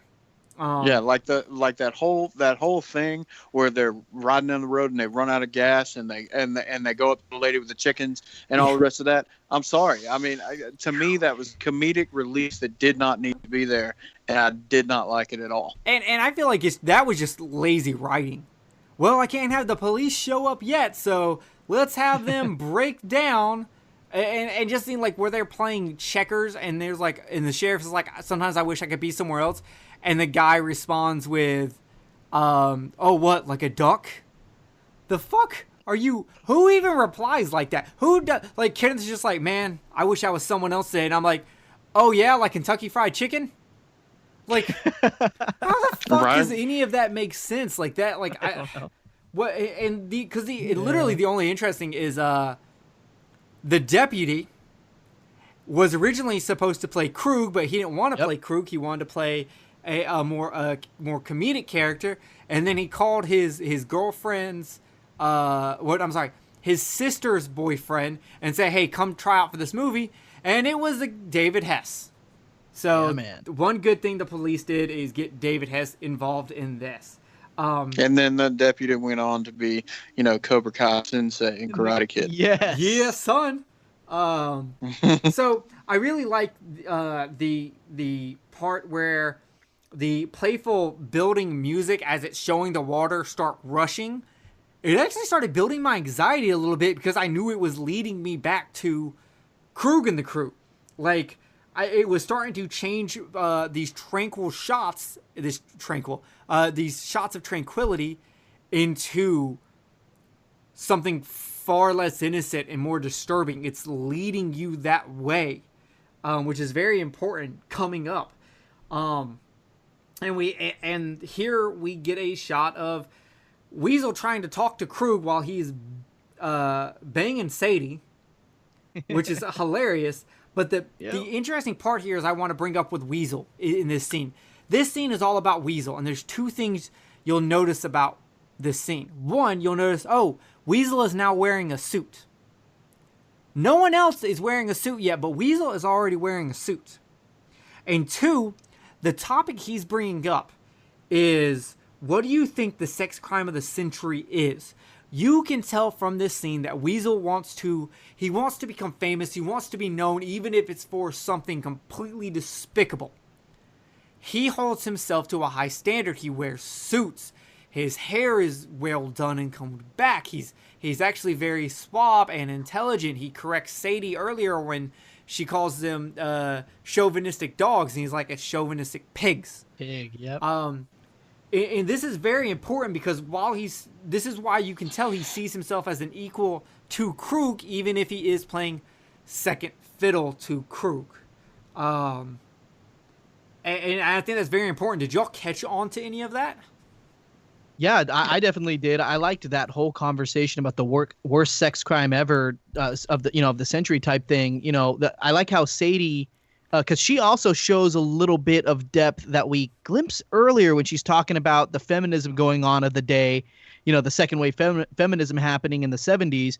And, she's not quite in on it per se because, I don't know, maybe product of her environment. We don't really know much. But then she starts talking about Freudian psychology, essentially saying that Freudian sexual imagery has ruined everything. She calls him Freud. And remember when she's like, do you remember when a telephone pole was just a telephone pole? Not anymore. It's a giant, and she calls it a pahalis instead of a phallus. Yeah. So she's like read it. She's sort of like, oh, that phallus means penis. I get it. I don't know how to say it. It's like that. She just has the concepts, but not like anything further than that entry level stuff. And she's like, I can't even look at the Grand Canyon anymore without crossing my legs. So. But I love what you said about Weasel. That's fantastic. I didn't pick up on that, honestly. I picked up on a little more of Sadie's attempted depth, but I didn't catch Fred's or Weasel's. So that's fantastic. I love it. Yeah, and Kenneth, did you pick up on it? I actually did. I picked up on both of them. I mean, in that particular scene, you can definitely see the depth in both of them, and both of y'all brought up the reasons for it. I like the fact that you Sadie knows what she's talking about. She just can't get the little stuff about it. You know what I'm saying? Like like you were talking about watching the pronunciations. Yeah, She didn't get those Mihalis. right, but yeah, I cracked up. It's me too. But you know, but the thing about it is she still knew. She was understanding, you know, the extreme move towards sexuality and everything that was pretty much in Freud's ideas on psychology, which to this day are amusing to me. And then you've got the other side of it, where you got Weasel over there, and you can definitely tell he wants to be the badass. And the crazy thing about it is there's not really a lot of intelligent depth, in my opinion, to Krug, but Krug is the badass. Yeah. And I think that's the thing about it with him. You know, you've got the offset of, you know, you've got the intelligence with Weasel, you've got the want to be intelligent with Sadie, and then you've got, okay, I'm the alpha male, I'm the badass, I don't need to be intelligent. Yeah, it's funny because you actually look at it and you have Krug very much just living in the moment. You have Weasel looking towards the future, and you have Sadie, who is kind of the past, because she is the fantasy of the 60s still embodied, where she is very much, she thinks she knows what's going on, but she really doesn't. She's still very naive about the real darkness, and it shows, because she's sitting there talking about, I have to cross my leg when I think about the Grand Canyon, while she has a dick in her going down the fucking road. Oh, I was busting up at that. Yes. Krug was busting too. And that's the crazy thing about it. And I think you hit the nail on the head with that, man, because it's almost like, you know, there you can see the future with Weasel and Krug. You can see the future, and Sadie's running, trying to catch up. Mm-hmm. And then, to go ahead and move us forward, what the fuck why is the cop eating the fucking birthday cake? Why would you give the birthday cake to the sheriff? Like, would you not leave her birthday cake alone in case she showed up, or she shows up and you're just like, sorry, the sheriff ate your fucking birthday cake? Well, they probably didn't want it to go to waste, because if I'm not mistaken, in that period in time in the 70s, they didn't have nearly as many preservatives that cause cancer in foods like we have now. And then also the ability to keep things cool and fresh wasn't quite where it is, like it is now. I guess I'll do that. I'll accept that. But that scene the cop scene there is kind of unnecessary. It is literally just the cop being there talking about it, and it just leads to something else. So as we go back to Krug, we see that the car is broken down, and Krug is giving shit to Junior. And this scene rubs me the wrong way. It's not that it's a bad scene, but Krug is being so hard on Junior for not knowing anything, when it's so obvious that he hasn't done a damn thing to help raise him or teach him anything. Krug is over here like, oh, when I was 15, I could fix any car. Okay, do you no longer have that knowledge at that you did when you were 15? Fix the fucking car. That's in my notes, yeah. Like, Yep. like seriously. But at the same time, I mean, come on, dude. He didn't know what the oil dipstick was. He's a junkie. His dad got him hooked on heroin when he was like fucking probably little Watt's age. You know, like Watson can't get his son hooked on Twinkies and then expect him to run a marathon when he's 20. That doesn't happen. Gotta get him at an early age. Yeah. I mean, and that's Weasel for you right there. Weasel be getting them at an early age too. Oh, that's true. So I just think that's very interesting. It always rubs me the wrong way, just because I'm like, come on, man. But they break down right in front of Mary's house, and they end up going in the woods, and the cops leave, and they see the car, and instead of checking out this car that is stopped right in front of the house of a missing person, they go on. Yep. And I'm sitting there the whole time like, you can't give up 5 minutes to just take a look at this car. I'm sure you would have found something that shouldn't be there, and you would have called people and go search those woods. But, you know, we got to move the story forward, so the cops have to be idiots. Yeah. So, and I've actually got it in my notes of how terrifying that would be. To know that you know whatever you're going to go through or whatever you're going to have to deal with in the next few minutes or the next couple of hours, however long it's going to be going on in your head, you're literally right across the street from salvation. Oh my God, I didn't even think about that, but you're right. You were literally in your backyard about to experience something with these fucking deviant people right outside your bedroom.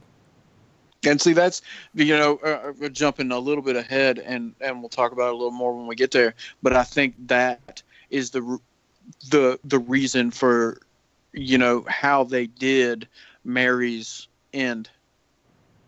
Yeah. So with them going in the woods, you pretty much have, this is the point where I go, that's the end of Act 1.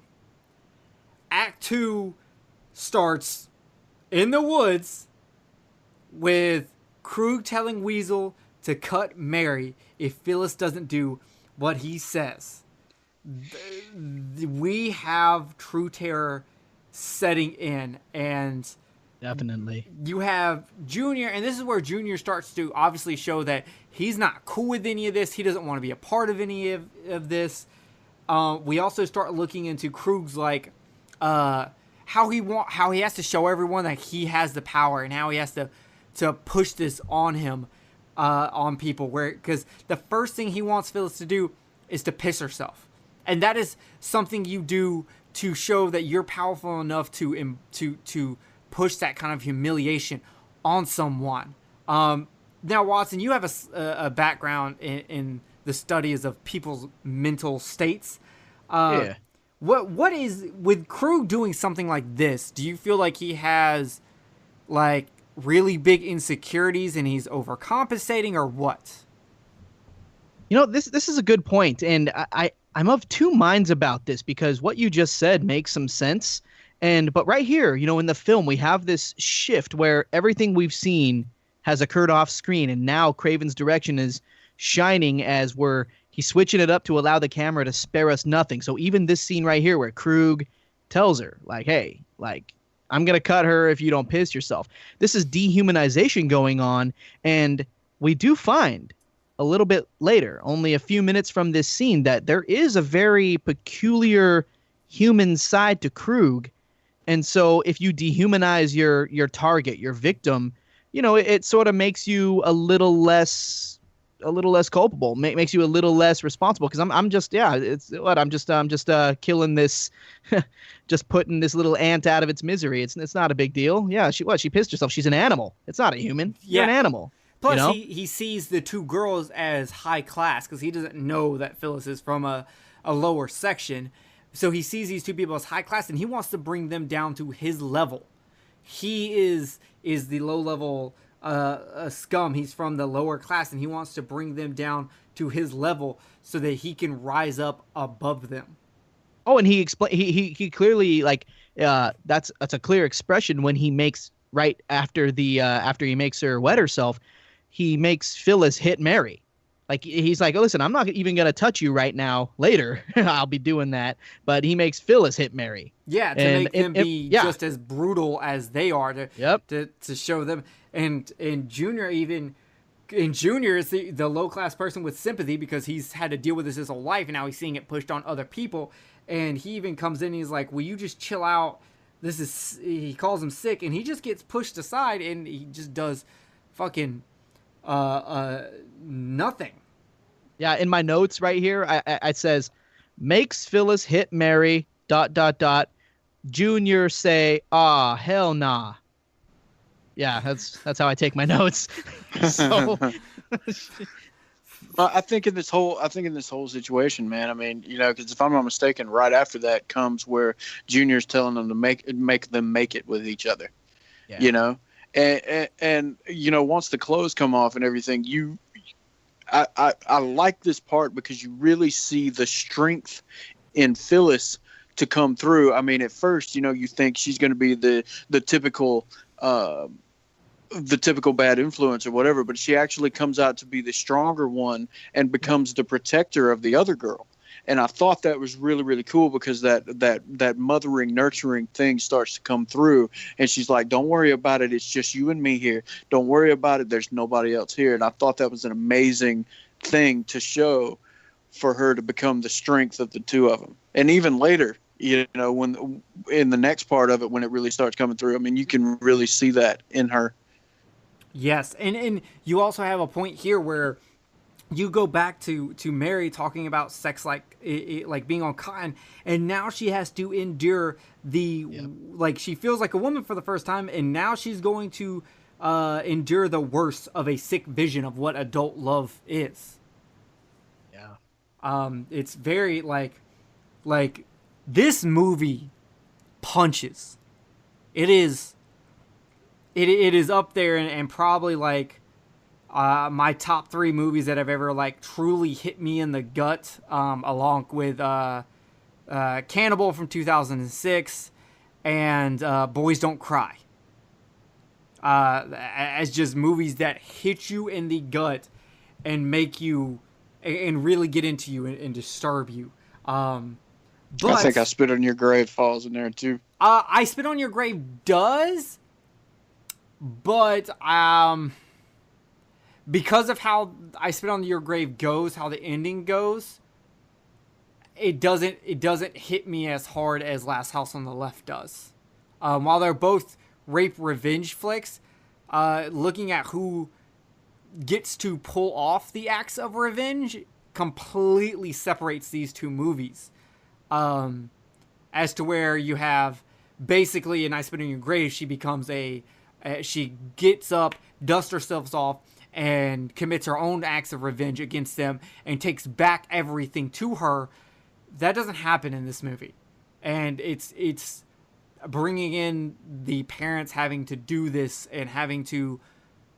Let me get into that as we go on. Let's talk about stupid cops. I'm just kidding. Fuck these cops. That scene is stupid as shit. We don't need comic relief. I don't know what the fuck they were doing. And so we go back to the pond, playing happy music. And Krug goes away, and we have an interesting scene here where Phyllis convinces Weasel to let her put the clothes on. Now, Kenneth, do you see Weasel doing this as a sign of compassion? Maybe he's a bit more human, or do you think this is like a sign of weakness that separates him from Krug? Like maybe he has a little bit more empathy. How do you feel about this? I'll be honest with you. I don't know. I thought about that a lot when I watched it. And I really couldn't, most of the time you can gauge a person in a situation like that. But I really couldn't gauge Weasel for that, to try to figure out what his motives were. I really don't know. Because, there's a piece of me that thinks that, okay, he's letting her put her clothes back on because he's expecting the cat and mouse game. But then when the cat and mouse game starts, he's like, oh, Krug's going to be so pissed at me, blah, blah, blah. So it's like, you kind of go back and forth. I don't really see Weasel as being weak either. And I don't see it being that. And then with his, how can I put this? You can put it in my mouth. That's actually kind of going in what I'm thinking here. His need for lack of a better term, the sexual deviancy. For that, it seems that he wouldn't be the one to let her put her clothes back on. Sit there and be cold, bitch. You know what I'm saying? That seems like where it would go. But at the same time, that's kind of more of a crude sentiment. So at this point, I was very torn on exactly what kind of personality was coming out of Weasel just for that one simple thing. Okay, Watson, do you have an opinion on this? I'm kind of with Mr. Greenwood on this. I'm not sure I got a fair reading on it, because on one hand, it's like, oh, well, I don't want Krug to be pissed at me. On the other hand, this guy is a sexual deviant who will do whatever to anyone. And so, I don't know, like, maybe if I had my choice to, like, hey, Watson, if you'd written that part and you had to give Weasel his character motivation, I guess I'd say something like, well, sure, go ahead, put your clothes back on. It's not going to matter much in a few minutes anyway. Sure, go ahead. But even then, it's not quite. I don't know if the events in the film quite line up, because when she runs off, he's chasing her down too, and he has a pretty good hand in her fate. So, yeah, it's kind of hard to read. I don't know if I'd say weak writing, but maybe just it would have been better if it maybe been Sadie. Maybe. Okay. I don't know. I don't know. What do you think?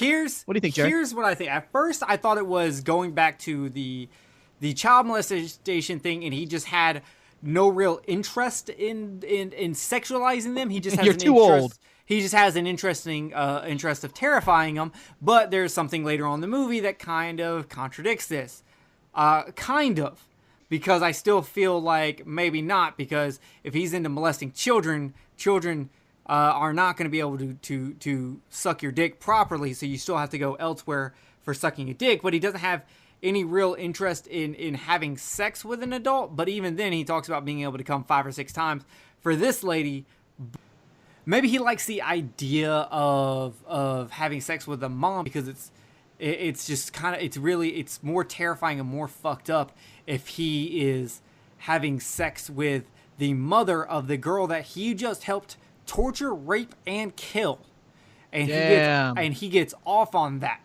But even then, I wasn't so sure on it, because there's questions about what his sexuality actually is, and that actually made me go back and think about how he sees himself, and how he wears a suit, and how he talks about the crime of the century, and you can kind of tell he wants to be famous. And also, this made me think, well, if he's wearing a suit, maybe he does see himself as more high class, and him letting her put her clothes back on shows that he is more civilized than Krug.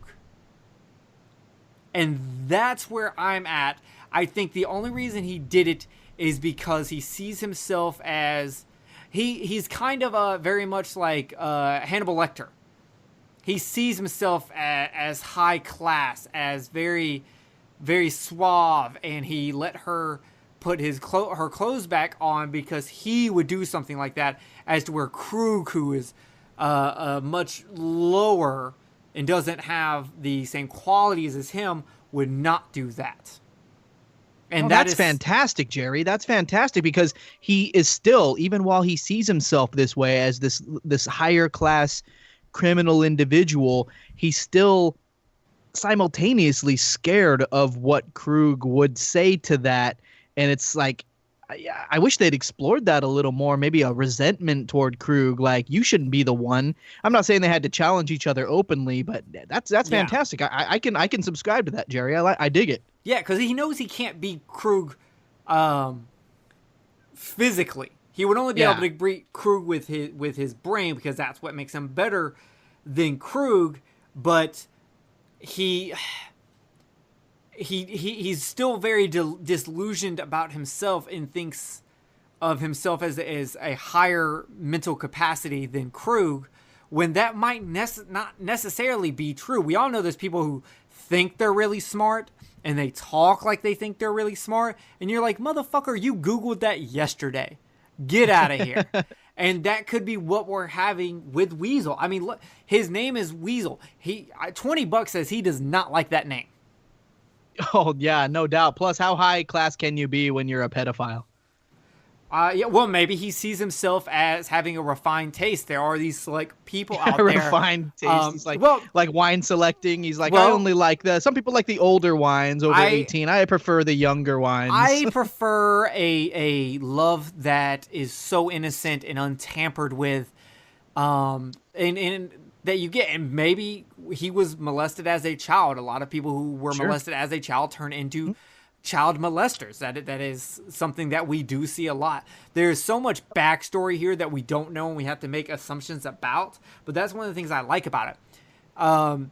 This movie will make you think about these characters, and it doesn't stop here. A small decision to let her put on her clothes has turned into us probing the mental depth of this character. So it's very interesting to me. How deep does the rabbit hole go? The weasel hole goes, Kenneth. Yeah. The weasel hole. Whoa. So, of course, Phillips Philip Seymour Hoffman. Clickety clackety. Clickety clackety. Oh, don't bring that shit here. Oh yeah, I forgot. I'm Forgot just about you. kidding. Forgot about you. He's the only one that won't jump on the witch train. It's okay. I love him still. Let me stay on topic here and not Kenneth go is into like, the witch. screw that. No, okay. Clickety clackety. Oh, okay.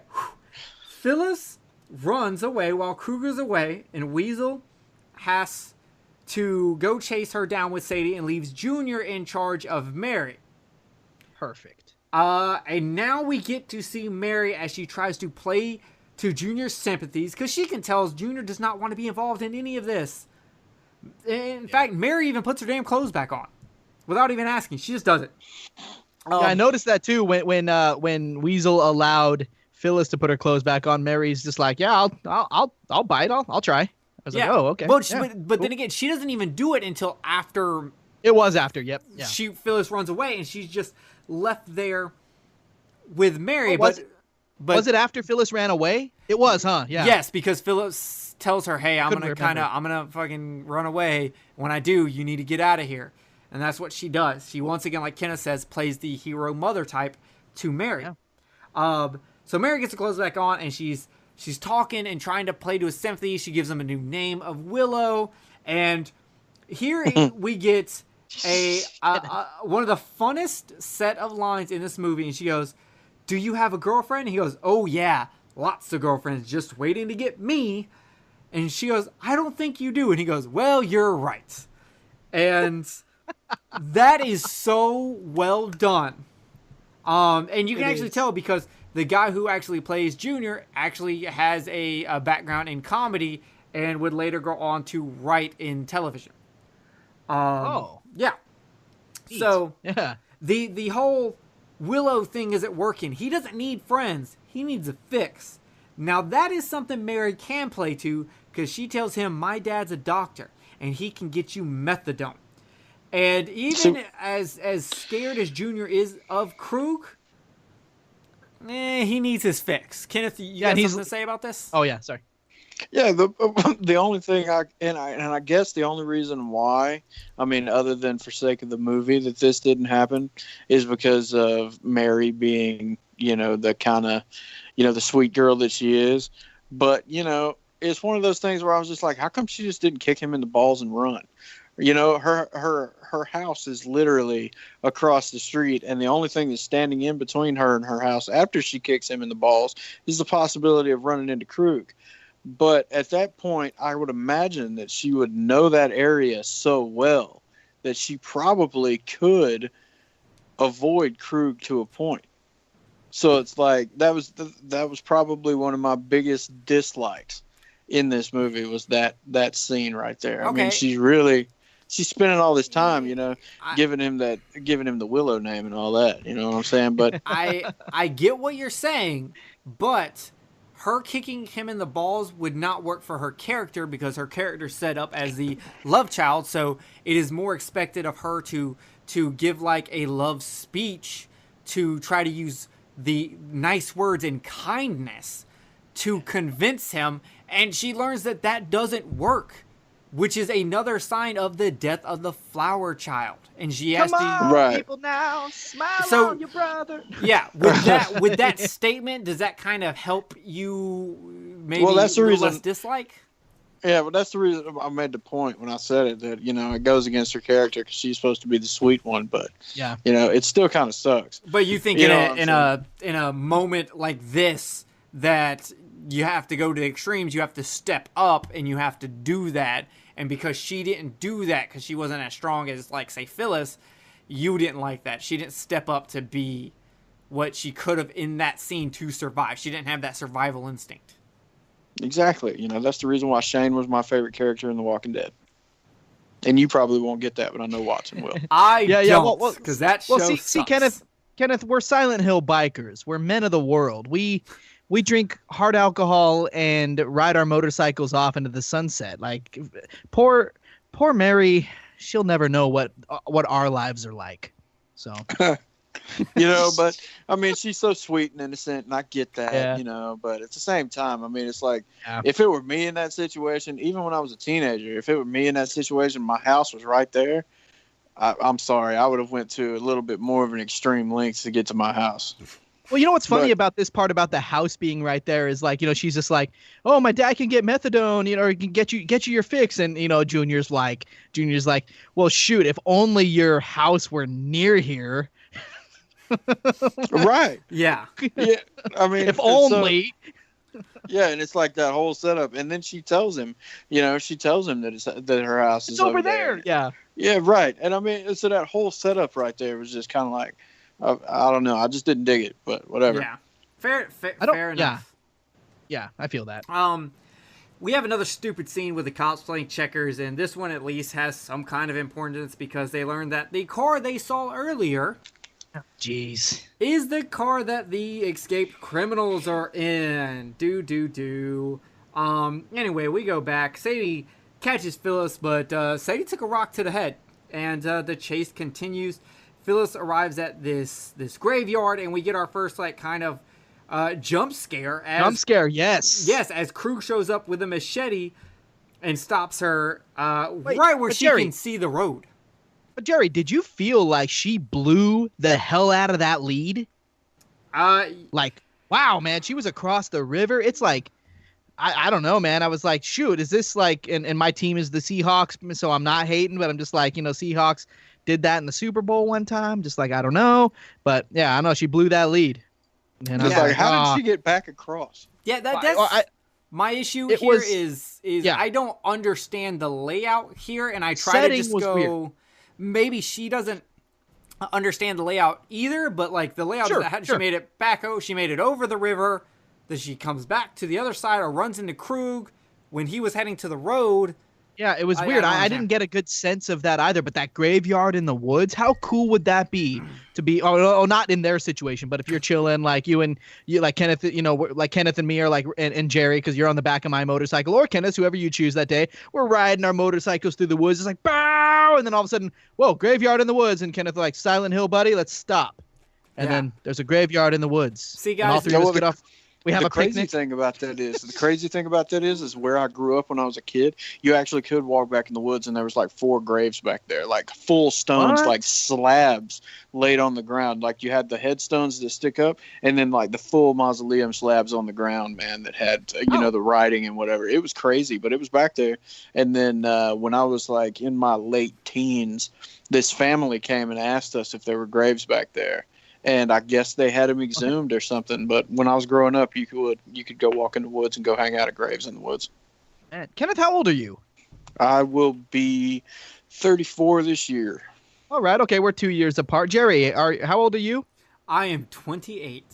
28. So none of us were born when this movie came out. So wait. So Jerry, you were speaking to how Phyllis gets to within eyesight, or at least earsight, that's not a word, earsight, within hearing distance of the road. And then that's when Krug comes out somehow. So yeah, keep going. You were on a roll before I totally went on the Silent Hill biking trip.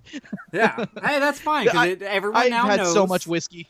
Everyone now knows that I got so many bitches, I can make a choice which motorcycle I ride on the back on, which y'all know about that. I know. So anyway... You're gonna ride on the gas tank in my front, sweetie.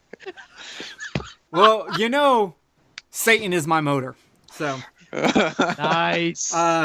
Anyway, so unfortunately, Phyllis gets stabbed in the back by Weasel, and Weasel is looking very intense as he stabs the shit out of her, and Krug is looking happy. But what we need in this movie right now is bumfuck cops to strike again. They're out of gas. No one gives a shit. Let's keep on going. I find it interesting that Weasel wears a suit. No, I'm just kidding. Okay, so Sadie twists the knife. Yeah, the killing of Phyllis is very sad and shocking, and now what was already real just became fucking realer. Like this scene of her getting killed and Sadie playing with the intestines. Kenneth remembers me talking about this scene when we talked about this movie, and how I was just like, because there's an edited version of this movie where they kind of take out the scene I had a copy of the movie that had where you did not have her playing with the intestines. I think I might have watched that. I don't remember a scene where that happens. Yes. Yeah, when I watched the one that I rented on Amazon because some lowly fuckers stole my DVD. Jerry. Whoa! I'm a Blu-ray guy. I mean, no. I was saying, hey, what's up, Jerry? Oh, that's all I was saying. Sorry, Kenneth. Yeah, but the one I rented on Amazon, because they don't have it on Vudu, I rented it on Amazon. It had the gut scene in it. Yeah. But I swear to you, there is a version out there where they do not show Sadie playing with the intestines. I wouldn't be surprised. I don't remember. Yeah. So now the real trauma is setting in as they go back to Mary and they tell her Phyllis is dead, and they show her the severed arm. And then Krug carves his name in Mary's chest, and now we have the rape scene. And an interesting thing about this rape scene is they only had one camera. So they shot the entire rape scene 3 full times, each from a different camera angle. And the actress who played Mary... She was frightened, wasn't she? She does such a good job in this, but there was actually a take that got ruined because Krug David Hess was playing Krug, was going into it, and he kind of looked at, and he was just like, I was grabbing her tits, and I was drooling on her, and I was really going at it, and then I kind of looked up at Craven, and I was like, can I do it? And she flipped the fuck out. There are actually tales of her where it's actually funny, during all the special features, you never see the actress that plays her come back to talk about anything, because apparently she was scared through this entire movie. She was not having it. But this rape scene... Jerry, wait a second. Jerry, wait. What do you think about that? What do you think about the fact that she was so scared? Do you find that like a testament to the frightening aspects of the film, or should Craven have maybe been like, okay, homie, listen, here's how things are gonna go? And of course, you said that Craven wasn't quite sure what to do yet. What do you think about that? Well, it's because Craven in this part is as guilty as Kubrick in The Shining. Thank you. This is him, because there's another scene where there's a scene that she's doing. And I can't remember what scene it is, but it does involve Junior. The actor who plays Junior walks her over to the cliff and tells her if she does not get this scene right, he is going to throw her over the cliff. The cliff while the camera is rolling, and no one will care because the footage will be great. She'll only get hurt a little bit, and they'll just call an ambulance. And because she kept fucking up the scene, and she nails it the next time. But and there's also tales of the guy who played Weasel also doing a similar thing, but not as bad, because he actually knew her and was like, hey, you really need to get into it. But she there were a lot of times in this movie where she was actually really, really scared and very frightened, and props to her for making it through it. But in my opinion, Wes Craven is guilty, and Sean Cunningham is guilty for Sean Cunningham not stepping in and not reassuring her and taking care of her. I understand that that at least in this part I can say, well, Wes Craven was ignorant. It wasn't like Alfred Hitchcock, or it wasn't like Kubrick, where they did shit intentionally without giving a fuck how it affected the actors. Sure, he's a first timer. He's not sure. Yeah, okay. So I can give him a little bit of leeway. I won't give him as bad as Hitchcock in Psycho or Kubrick in The Shining, but he is definitely there. That is something he should have stepped in and done, and he didn't. Yeah, nice. So I threw us off here. So you were about to basically get into Krug's rape scene. Yeah, right there. Yeah, keep going, buddy. Krug rapes her, and this shows you another weird side of Sadie, because she helps. She's into it. In fact, she is the biggest one helping him rape her, which is very interesting, because you kind of think that, that's her man, but apparently it's not. It makes you wonder about the dynamic between them, but the just placid look on Mary's face as she is getting raped and getting drooled on, in her head, you have to be wondering if she's thinking about Cotton. What is she thinking about to get her through this? Because like literally right after it's done, she gets up without saying a word. She puts on her clothes. She is no longer scared of them. She just starts walking. And, What a scene. And this reaction that she has to this then goes into my favorite scene in this movie as Krug and Sadie and Weasel all look at each other and their hands and their blood. And for a split second, you can see them as humans who understand empathy and understand what they've done to this person. They didn't kill her. It wasn't them just killing her. They have taken her innocence. They have ruined her. They say that death is so final as to where life has a chance. But in an instant like this, it almost feels like with that rape, they ruined any chance. They broke her mind, and they know that. And they're wiping the grass and they're wiping their blood off on the grass and picking grass off of themselves and looking at each other. And Krug, especially, the look on his face. Oh, man, it's so good. We're going to have a lot to say when we get to the best scene, worst scene things, because I'm going to echo a lot of your sentiments that you've already said, even though it's in my notes and you beat me to the punch, you bastard.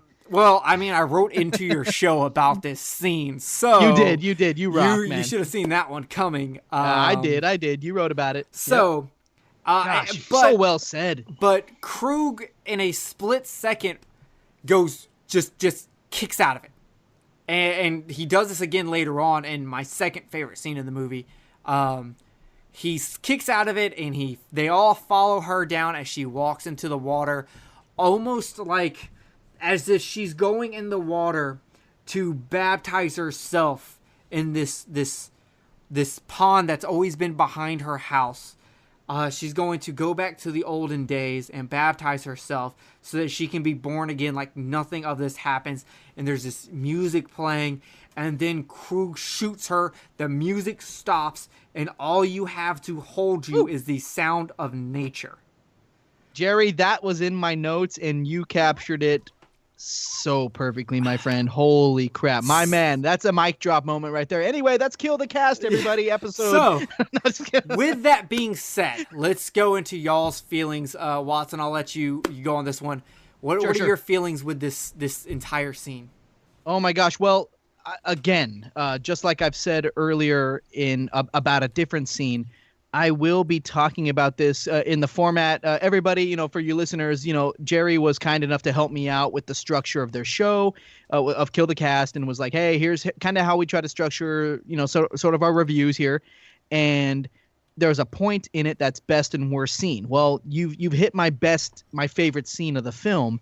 And so I'm going to reserve those comments because I'll have to scroll down a ton to find my notes on that. So I'm just going to say your sentiments are 100% everything I was thinking, and you'll hear that in my own words later on. But gosh, well spoken. Gosh, my friend, that's why you and Kenneth do this. Rock and roll.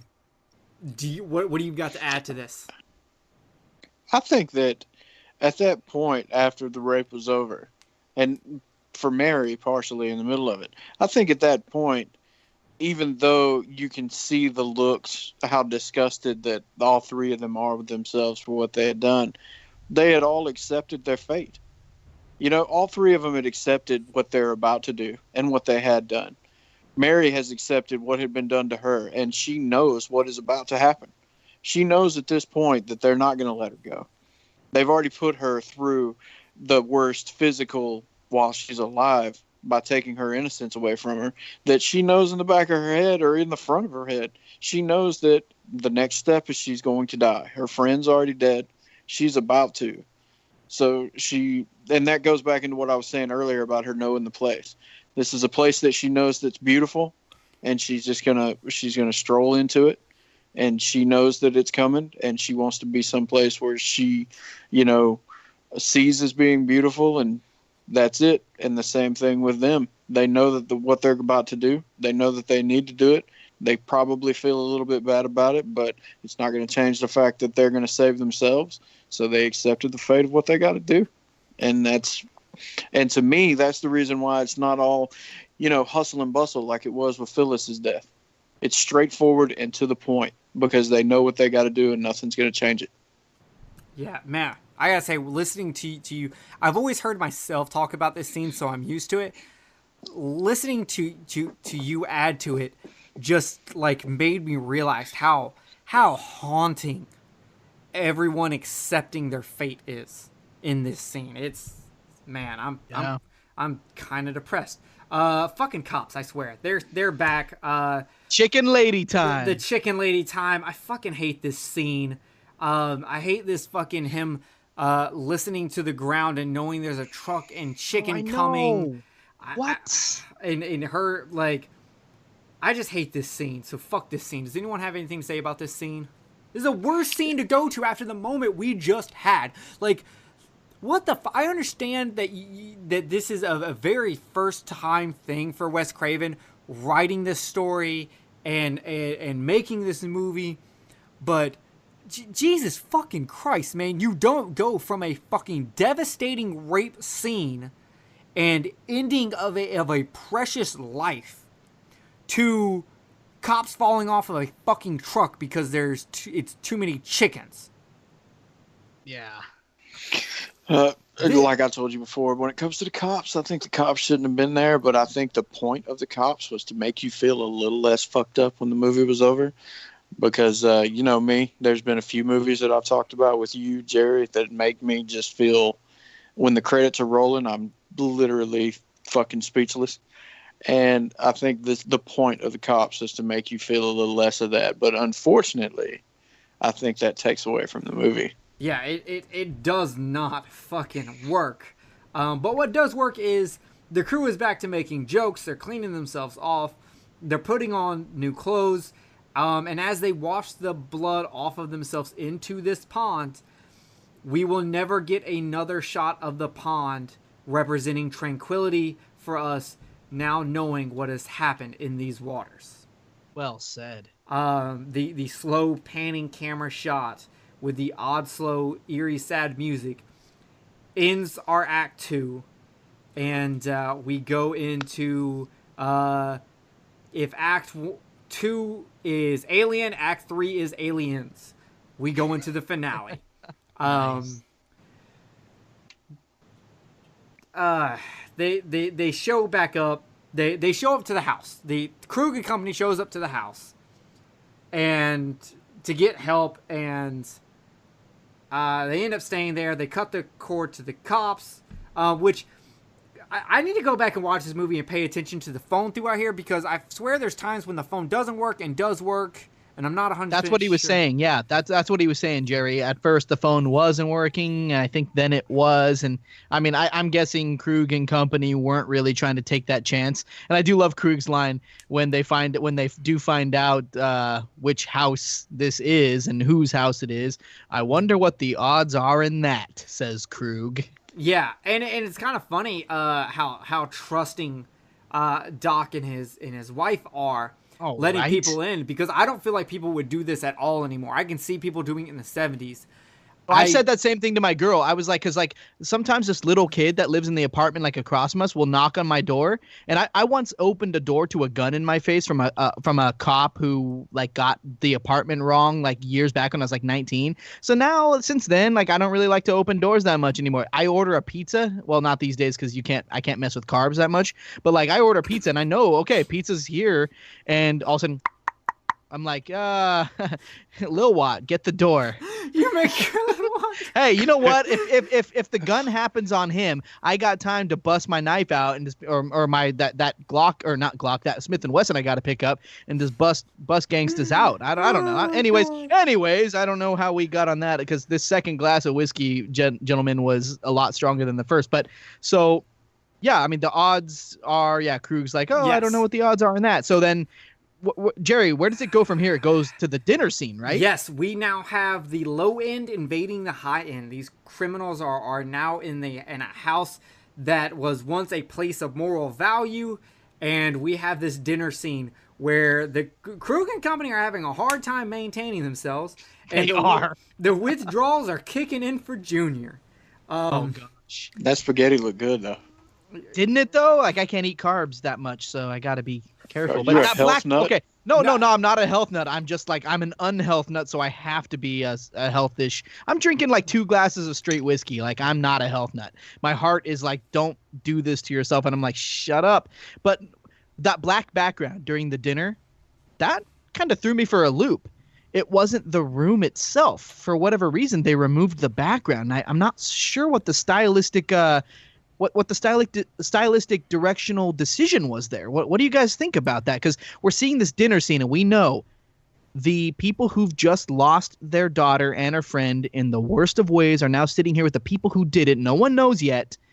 Oh wait, no, wait. Do Krug and crew know yet? I don't think they do, or they're about to find out. Do they? I think they're about to find out. I thought they found out. Yeah, they're about to. They're about to because but she there shows it them is. to their rooms after that. Yes, you're right. Yeah, it was after that. And then, but we have this dinner scene. It's this curious, like Charlie Rose black background. What did you guys think of that stylistic decision? Darkness is closing in. Hello, darkness, my old friend. My friend. Yeah.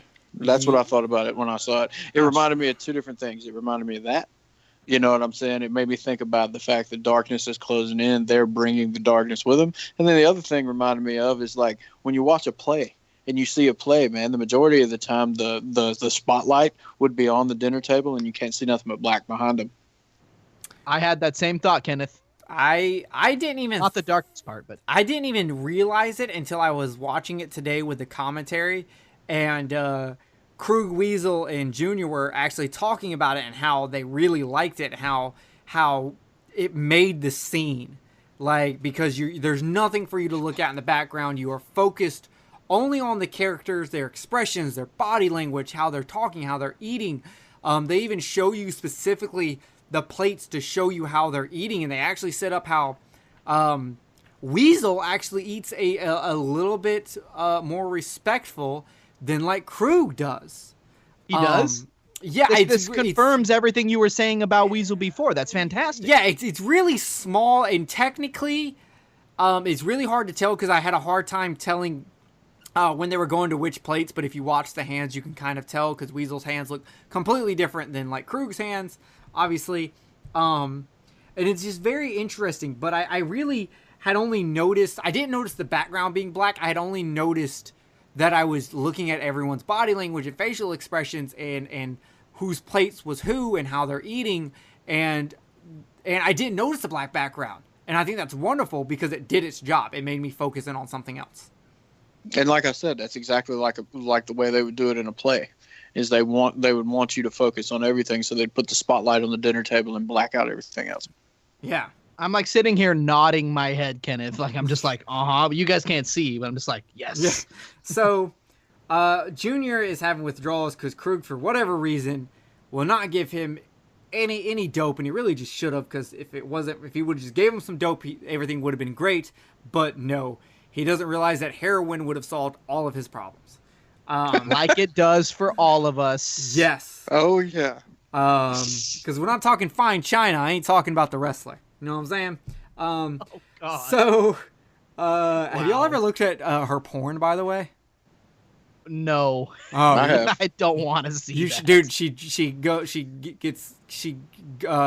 in one of them, she does a porn parody of like Marvel characters, and she gets fucked in the ass while.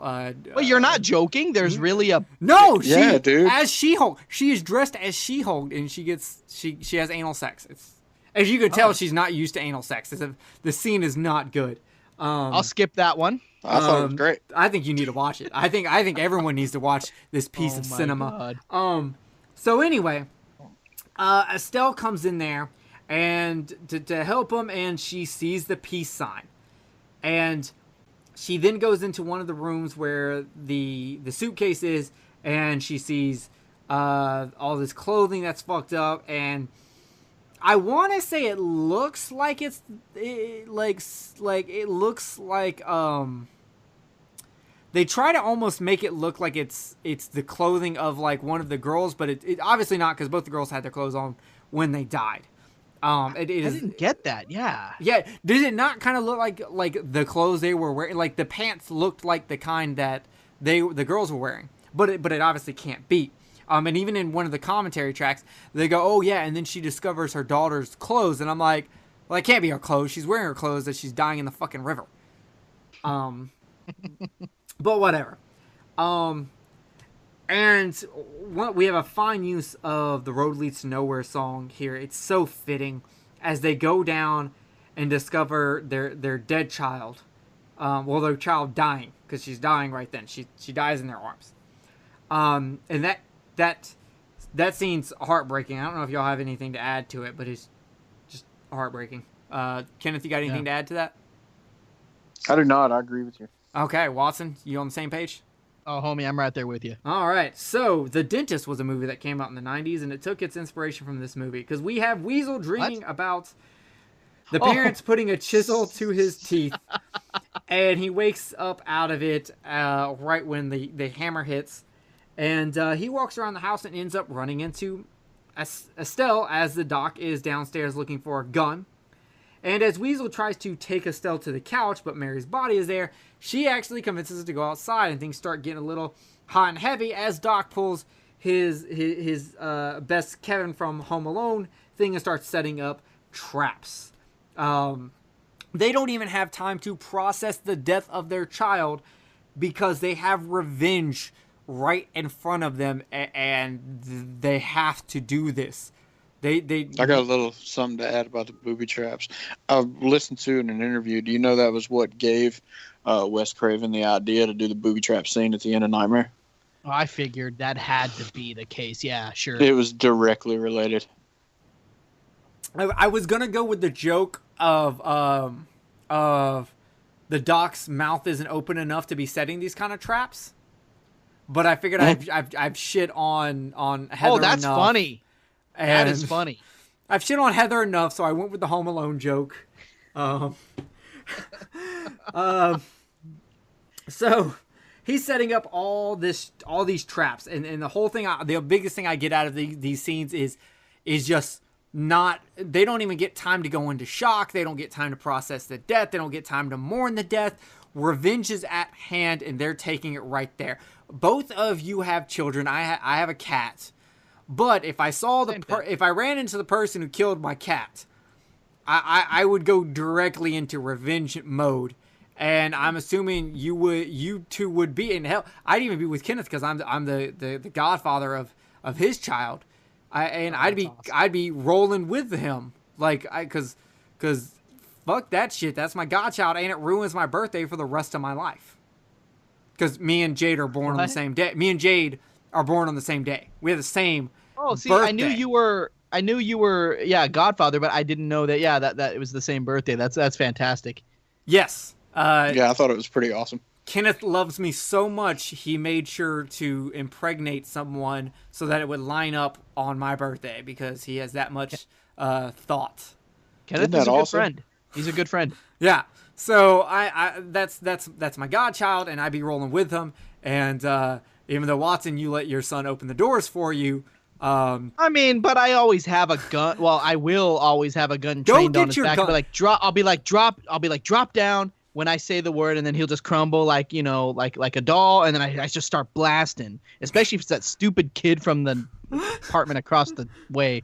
Hate that kid. Oh my god. Oh my god. His parents don't even know I could steal him. They don't watch him. Like I could have a hole in my apartment floor under the bed. All right, Weasel. Anyway, okay. Hey, wait a second. Let's calm down, Weasel. Hold on. I'm getting a call from Jared Fogle. He's saying, "Don't tell them."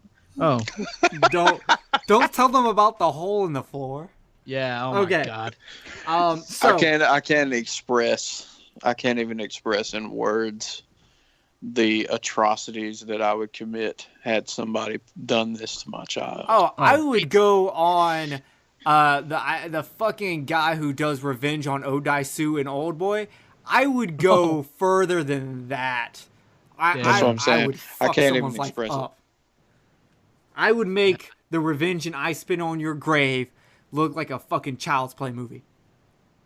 Yeah, I have a lot of hand tools and stuff like that from my trade, and I know isolated places where I have like lock boxes to isolated houses out in the woods. Like it wouldn't be a very difficult thing, providing I could get the person there, and to be like, well, I'm going to use all these tools in some very wrong ways, and it's going to take a long time because killing somebody isn't that easy.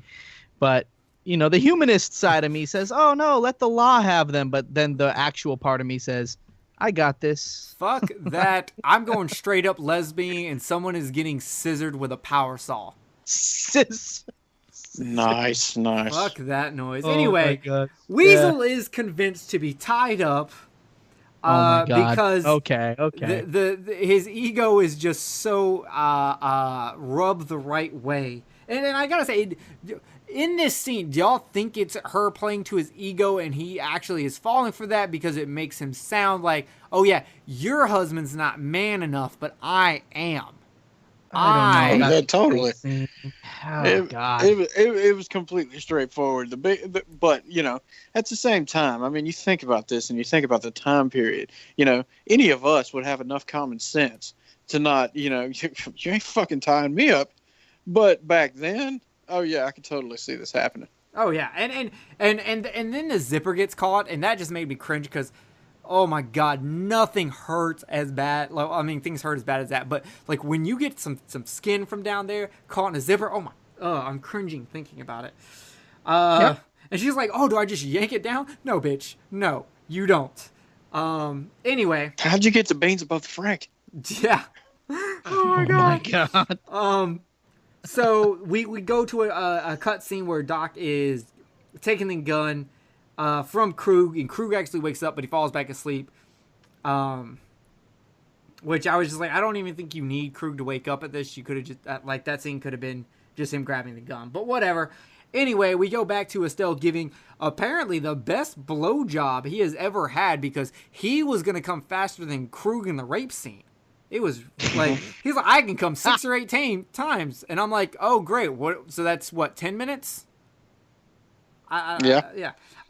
And everyone knows that in that scene, the actor puts a belt in her mouth. And that's how she makes that happen.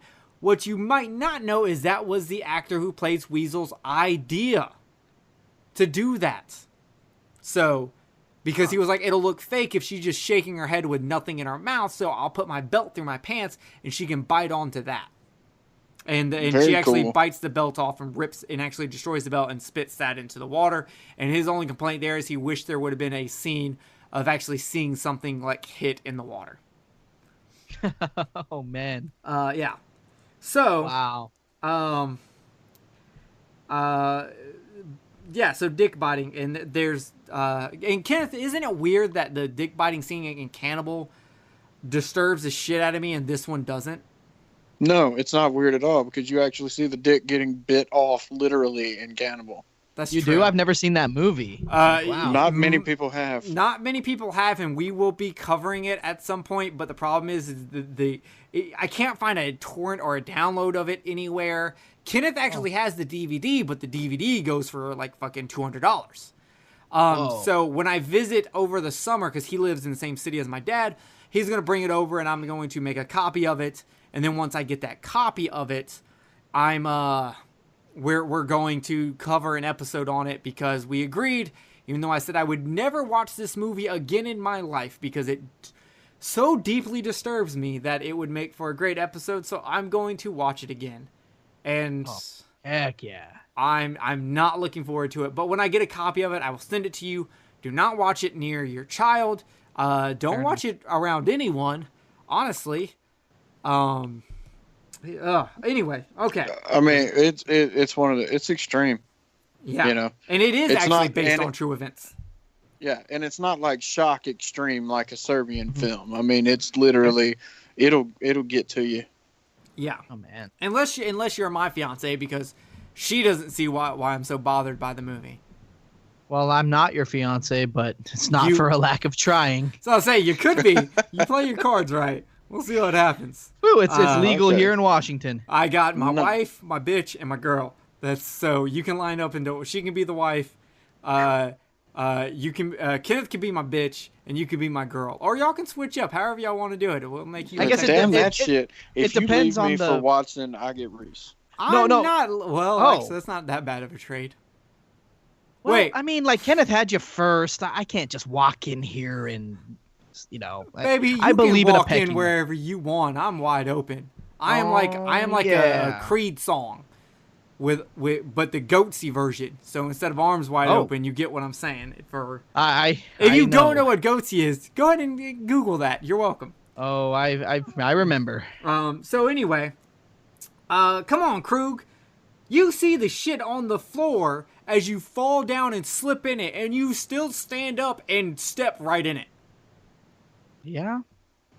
That bothered the shit out of me. Kevin McAllister was like, "Say what?" Yeah. But it's on. Him and the Doc's got some hands. They start punching each other. And I really like this fight because it's not, like we talked about in the Creature from the Black Lagoon review, how back then it was like one hit and that's it. Or, and nowadays it's always people like wrestling with each other as they slam each other into things. But there's like punches, there's kicks, there's knees, there's actual shit. Krug does a fucking karate chop. He karate chops him. And the words going on here is great because he's patronizing the Doc about how much tougher Mary was than he is. Nice. That's right. Yep. Okay, let's get into another heavy scene. I hope you guys are ready. Junior shows up and he shoots a gun to stop them. And Krug tells him to shoot me, bring it on. And this scene is devastating. This is some father-son shit to the extreme. He tells his son to blow his brains out. We have a shot coming close to Krug's face as we hear Junior crying, and we actually hear the shot. And Junior has killed himself. And Krug, while looking a tad bit sad, he quickly changes as he looks to the Doc, who has now grabbed a chainsaw. I have a slight history of like father-son issues, and this scene always gets to me as it's a son who just never feels like he's going to be he's never going to live up to his dad, and his dad's like calling him out on the shit, and his dad tells him to kill himself, and he actually stops and thinks, well, that would be better than actually staying alive with my dad. Yeah. And he does it, and it's fucking devastating. And anyone who has even the small, because like my father-son issues aren't even that bad. Most of them are fixed now. I have a great relationship with my dad, but there was a time in my life where I just fucking hated him because I no matter how hard I tried, I look like him. I have the same mannerisms as him. I'm like a fucking new slightly different version of him. And Kenneth's been around us both. Kenneth, do I not only look like him if I cut my hair, but like we use similar word patterns, we use similar hand gestures, all that kind of shit. Yeah, especially the older you've gotten. You know, the older you gotten, the more you look like your dad. Yeah. You know. So your dad's sexy. Yeah, I call him Clooney actually because he's got old man sexiness. Oh, you know, and the thing about it is we all give Jerry's dad respect. You know, because me and him didn't get along very well when we first met each other, and then now we both respect each other, and it's one of those things, you know, where everybody that hangs around Jerry gives Kevin respect, and you know, and he deserves it, man. I mean, he's smart. You know, he's extremely smart. He gets paid very well because of how smart he is. You know what I'm saying? And I mean, so it works out. It works out, and. I'm actually really glad that their relationship is a lot better because when I first met Jerry, that's when it wasn't. Mm-hmm. And he was a teenager then. Yeah, and my grandmother, my dad's mother, calls me Kevin all the time. I don't even correct her anymore. Here's the worst part: my name is Jerry. Her husband name is Jerry.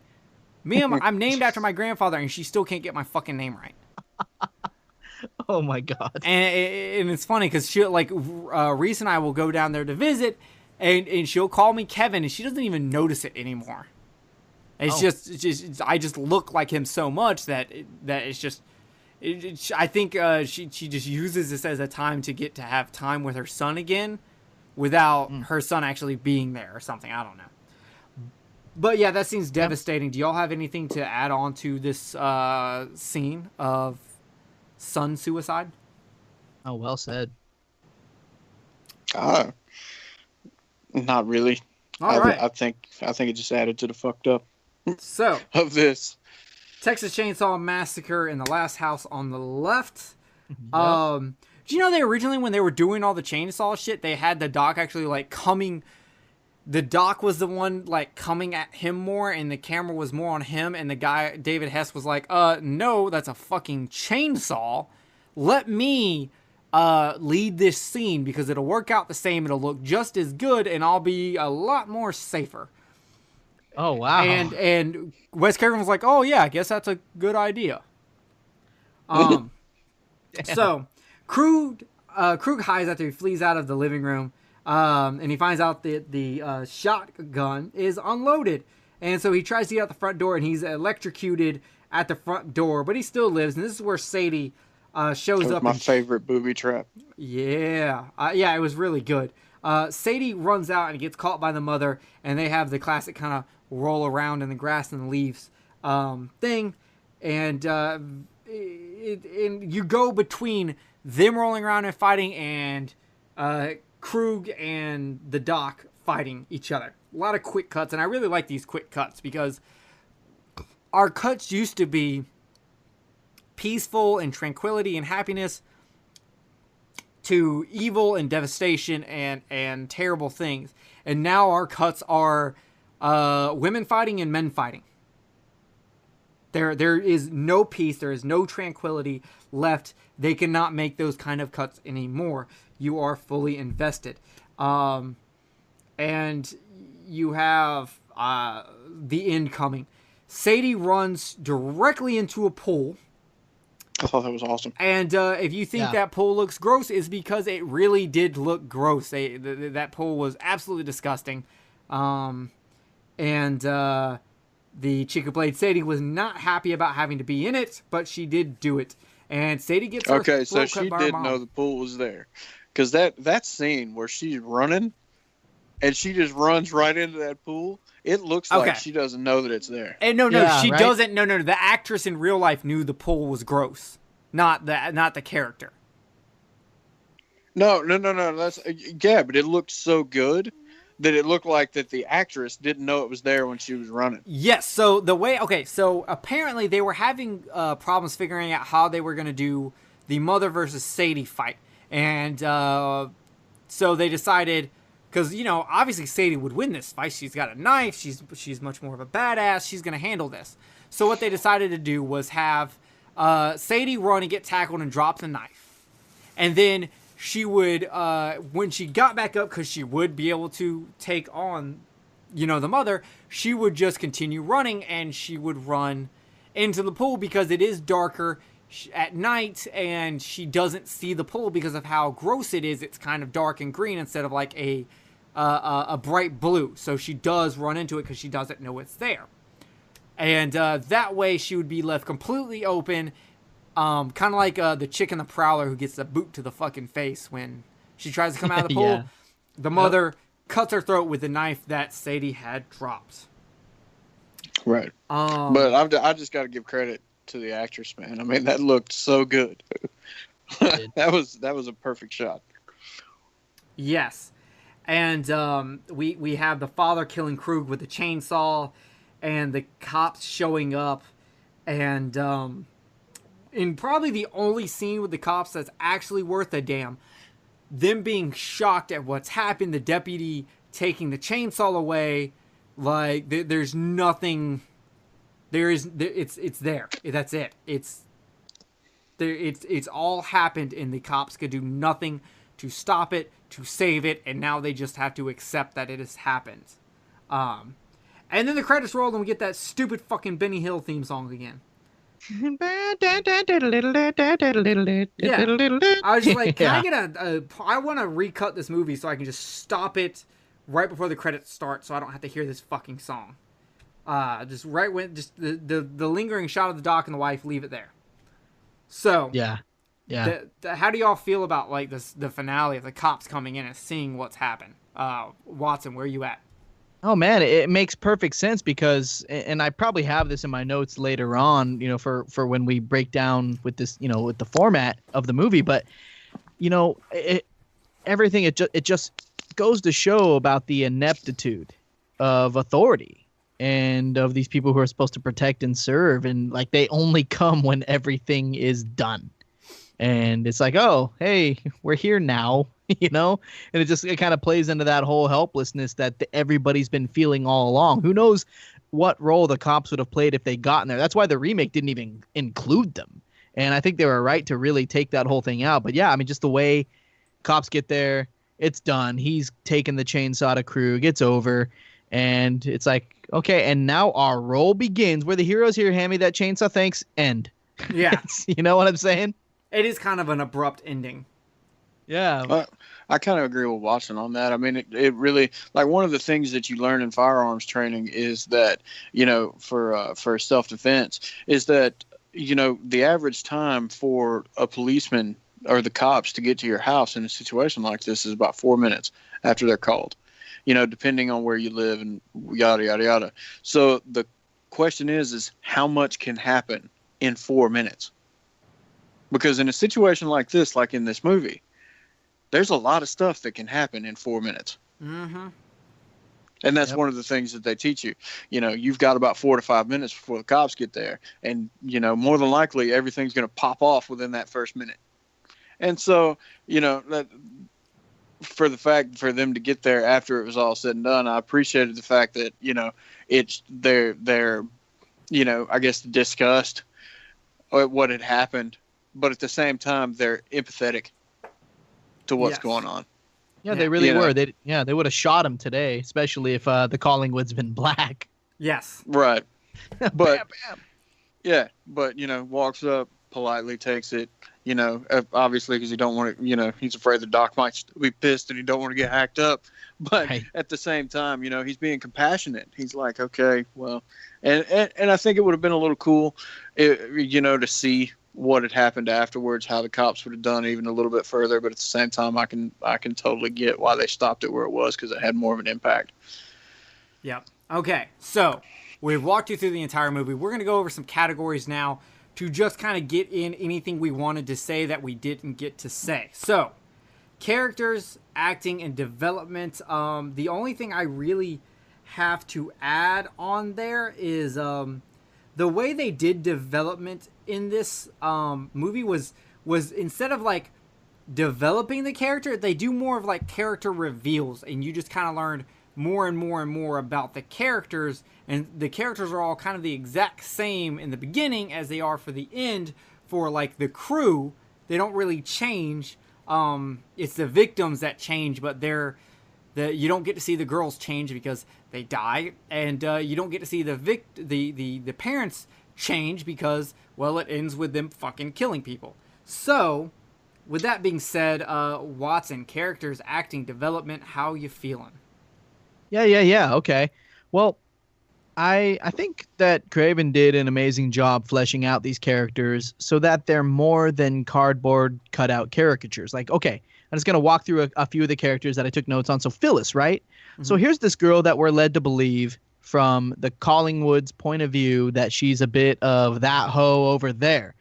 And, she's from the wrong side of the track. She's not their ideal friend for their daughter, Mary. Well, and to an extent, okay, yeah, this girl does got the alcohol. She's trying to get him stoned. She's trying to get her homie stoned. And she's likely sexually active, and she's even amused by Mary's naivete. But all that said, like we discussed earlier, when the shit really hits the fan and they're taken out into those woods, it's Phyllis who remains strong and does everything she possibly can in order to spare her friend, even to the point of sacrificing herself. Now, keeping with the great characterization here, let's look at the Collingwoods themselves, okay? All three are pretty layered. Estelle, the mom, and John, Doc Collingwood, the parents. Here they are having this discussion in the beginning about Mary not wearing a bra. So, which during the second wave feminist movement in the 70s was an expression of, sexual freedom, emancipation, all that. But Mary kind of turns the tables on them by pointing out that her own mom and her older generation, they wear bras that accentuate and exaggerate their breasts, which itself is sexual enhancement. So we've got this hypocrisy in these otherwise good, sympathetic characters. And I dig that. Like, we catch a glimpse even of Mary's own hypocrisy when her dad brings up how Bloodlust, that band, kills a chicken in their live act. And Mary's not fazed by it. Like, you'd think she would be. And her mom's even like, I thought you were the love generation. And right there, it's clear that even this pretty young, peace-loving, love generation lady is just as fascinated by violence as anyone else, providing that it's happening to someone else. And eventually, and I don't know, I could be off base here, but eventually she herself becomes the sacrificial chicken in Krug's stage show in the woods. And the irony there really makes this movie strong for me. And like, I won't drone on too much more about characters all day here, but what about Krug's clan, right? We talked about Junior being an unfortunate product of his bad environment and his own end. I mean, that's very fitting. Sadie is this bisexual female killer, rapist, who, while she's vile and horrible, I said viable, but I meant vile and horrible, she's got these moments too where, like we've discussed before, she knows a little bit about the feminism of the day, a little bit about Freudian symbolism to make her a little bit more of a puzzle. And, you know, she's talking about being a strong woman, then a day later she's killing some little girls. You know what I'm saying? Like, no big deal, whatever. But the real star of the show, we're still talking characters, is Krug. And you already said all the good stuff about Weasel, which I didn't have in my notes because he was a mystery to me, and I think you really opened that up for me personally. But with Krug, Hess plays him so well. He's intimidating, fierce, smart, dangerous. Like, you guys, this guy is the last person you want to run across. But even as evil as he is, I mean, we see evidence in the film that he has a limit to his evil ways. And when he crosses that line, he knows it. He's very human. And that's a peculiar thing to see sometimes. That's why it's easier, I think, when our killers have these cool nondescript masks, right?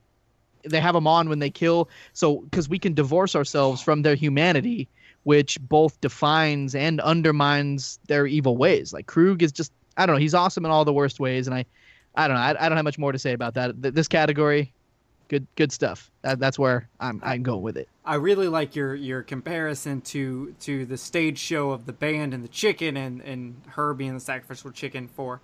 Did that sound dumb, Jerry? No, that sounded fucking amazing. Okay. I was like, damn, right. I wish I would have thought of that. And unfortunately, Kenneth, you got to follow that. So what you got?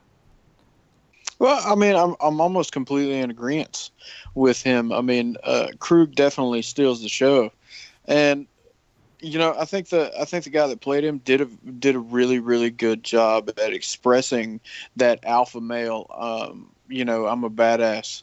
You know, in this situation, so you know, but still having that slight bit of humanity.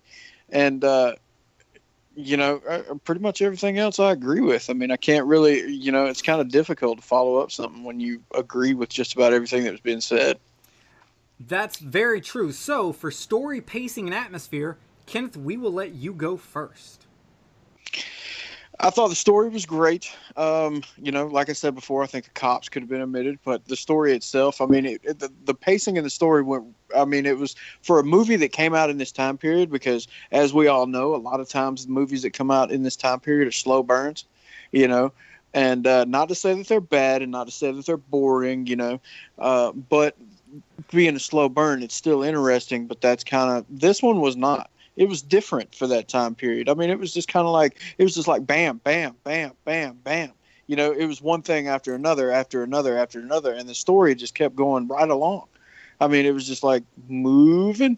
And, you know, I really enjoyed that about this movie because it didn't take too long to get to the money, you know, and this, it being sinister. And the only thing that I disliked about it is the fact that they were trying to make this whole instance with these people being the revenge for the climax of it, and I think that the second act overshadowed the third act.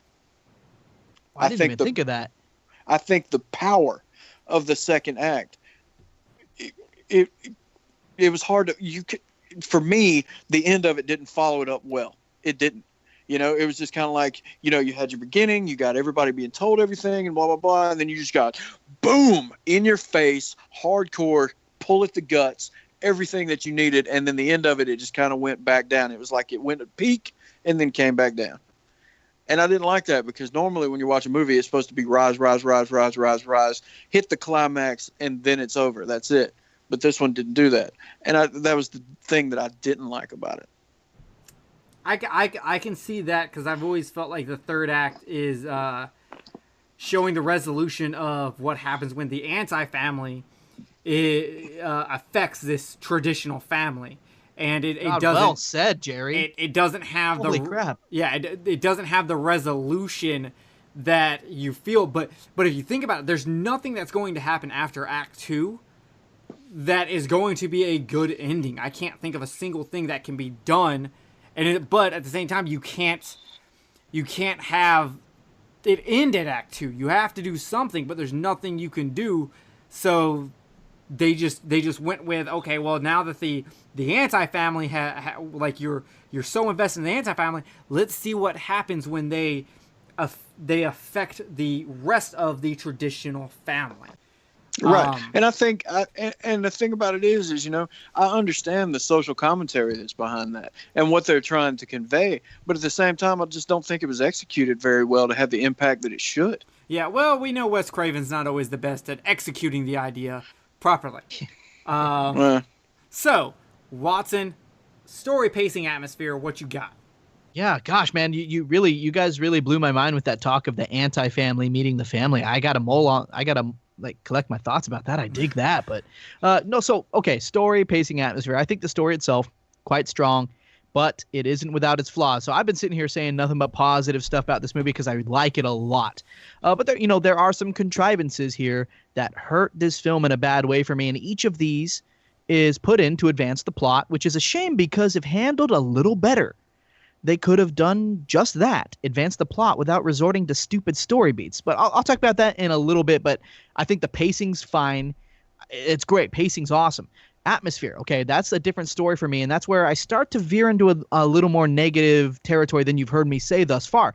So primary thing for me that lends to this film's overall vibe is Craven's use of juxtaposition, okay? It's the biggest strength and the biggest weakness of this film for me personally. On one hand, okay, we get these beautiful shots like we discussed before of like the serene lake and the river, the picturesque woods, the ducks, and it's meant to lull us into an easy state or a false sense of security right before everything goes batshit crazy in the woods with these girls.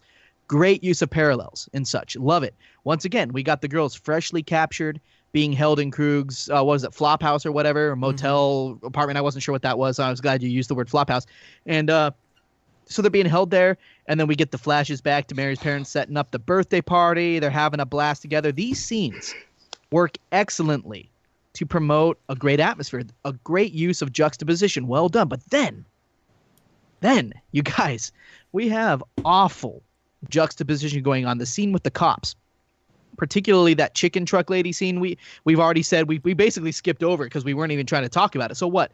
It's not a good use of levity to help us take a breath after all the bad we've seen. It's jarring. It's laughable. But even worse for me, even worse than even that scene, I'm talking about, and I hate to say this because I like all the songs, just not where they're placed, Hess's soundtrack. Like at times, homies, we know it works. And when it does, I love it. But that baddies theme that's going on, where they got the girls in the trunk and are driving off, Weasel and June, yes, Sadie and Krug. I'm just like, wait, what? Did you just say the names of the characters? And I'm listening now, and I'm not in the film anymore. Like I said, I like the song. Doesn't belong in the movie. I'm sitting there just going, okay, Mr. Watson, to avoid laughing, keep repeating. It's only an out-of-place song. It's only an out-of-place song. It's only, but don't get me wrong here, you guys. Listen to this. The alleged explanation or the defense of this music, it's not lost on me. I understand that some people believe that this happy, upbeat banjo music is meant to put us in Krug's frame of mind. He's happy. His homies are happy. The music's happy. Furthermore, this is the exact type of music you'd hear in a lighthearted car chase scene or a silly gunfight. So maybe the filmmakers are trying to make an ironic commentary on the nature of glorifying violence. I get all that. The critics have said this that come to the defense of this movie, and this is a movie that's been talked about for decades. I've read these things. I get it. I really do. It's not lost on me. But there are so many other ways to create these same statements without shaking everyone out of the film. Like when I first heard the lyrics of the song, I'm just like, wait, they are talking about the song as I'm seeing it. Like this is what it's like the story, and it's catchy as hell. But I'm just like, yeah, no, please stop. Don't do that anymore. And then, but listen, you guys, and the fact is, as far as atmosphere goes, and this is where I end, the key to properly juxtaposing themes lies in playing with tension. Now, it's all about a narrative push and pull. You push a little, you pull back, and you do all that while keeping the tension intact. But these scenes I've just described pull too much. They push too much to the point of snapping the tension and throwing viewers right out of the film, and no amount of supposed film theory or philosophical underpinnings changes that for me. So that's where I really come down negatively on the film, even though I've been sitting here loving it the whole time. But that's the dark side of the film for me. So that's where I end. I'm with you on that, because while I like the back and forth of the low criminals and the high parents, the ugliness of crime and the tranquility of nature, yes, it does not work when the other two they use is the stupidity and goofiness of the law, and because sometimes they do great with the song. The Road Leads to Nowhere song is fantastic.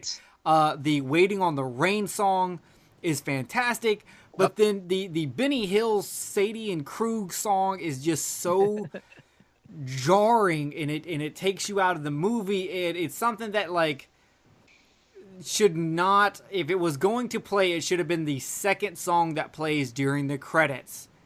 Oh, sure. And you hear film theorists trying to defend that, like, oh no, well, what it's trying to do is present a counterbalance to the horrible things going on, and it's Craven's statement about the anger, and I'm just like, stop. No, I'm just want to tell right. It's yeah, but see, that's the thing about me. When I watch a movie like this, I don't want counterbalance. It's cool when it's there every once in a while, but as much as they used it in this, I'm not one of those people. I'm one of those people that when I watch a movie like this, I want to be gritting my teeth and digging my fingernails into the arms of my chair for 30 to 45 minutes and then take a breath. Yeah, and I like when I have seriousness in a movie, I like it to be serious. Yeah, Well said, and there's no reason when they already have such good counterbalances going on, they don't need these two excess ones that are failing.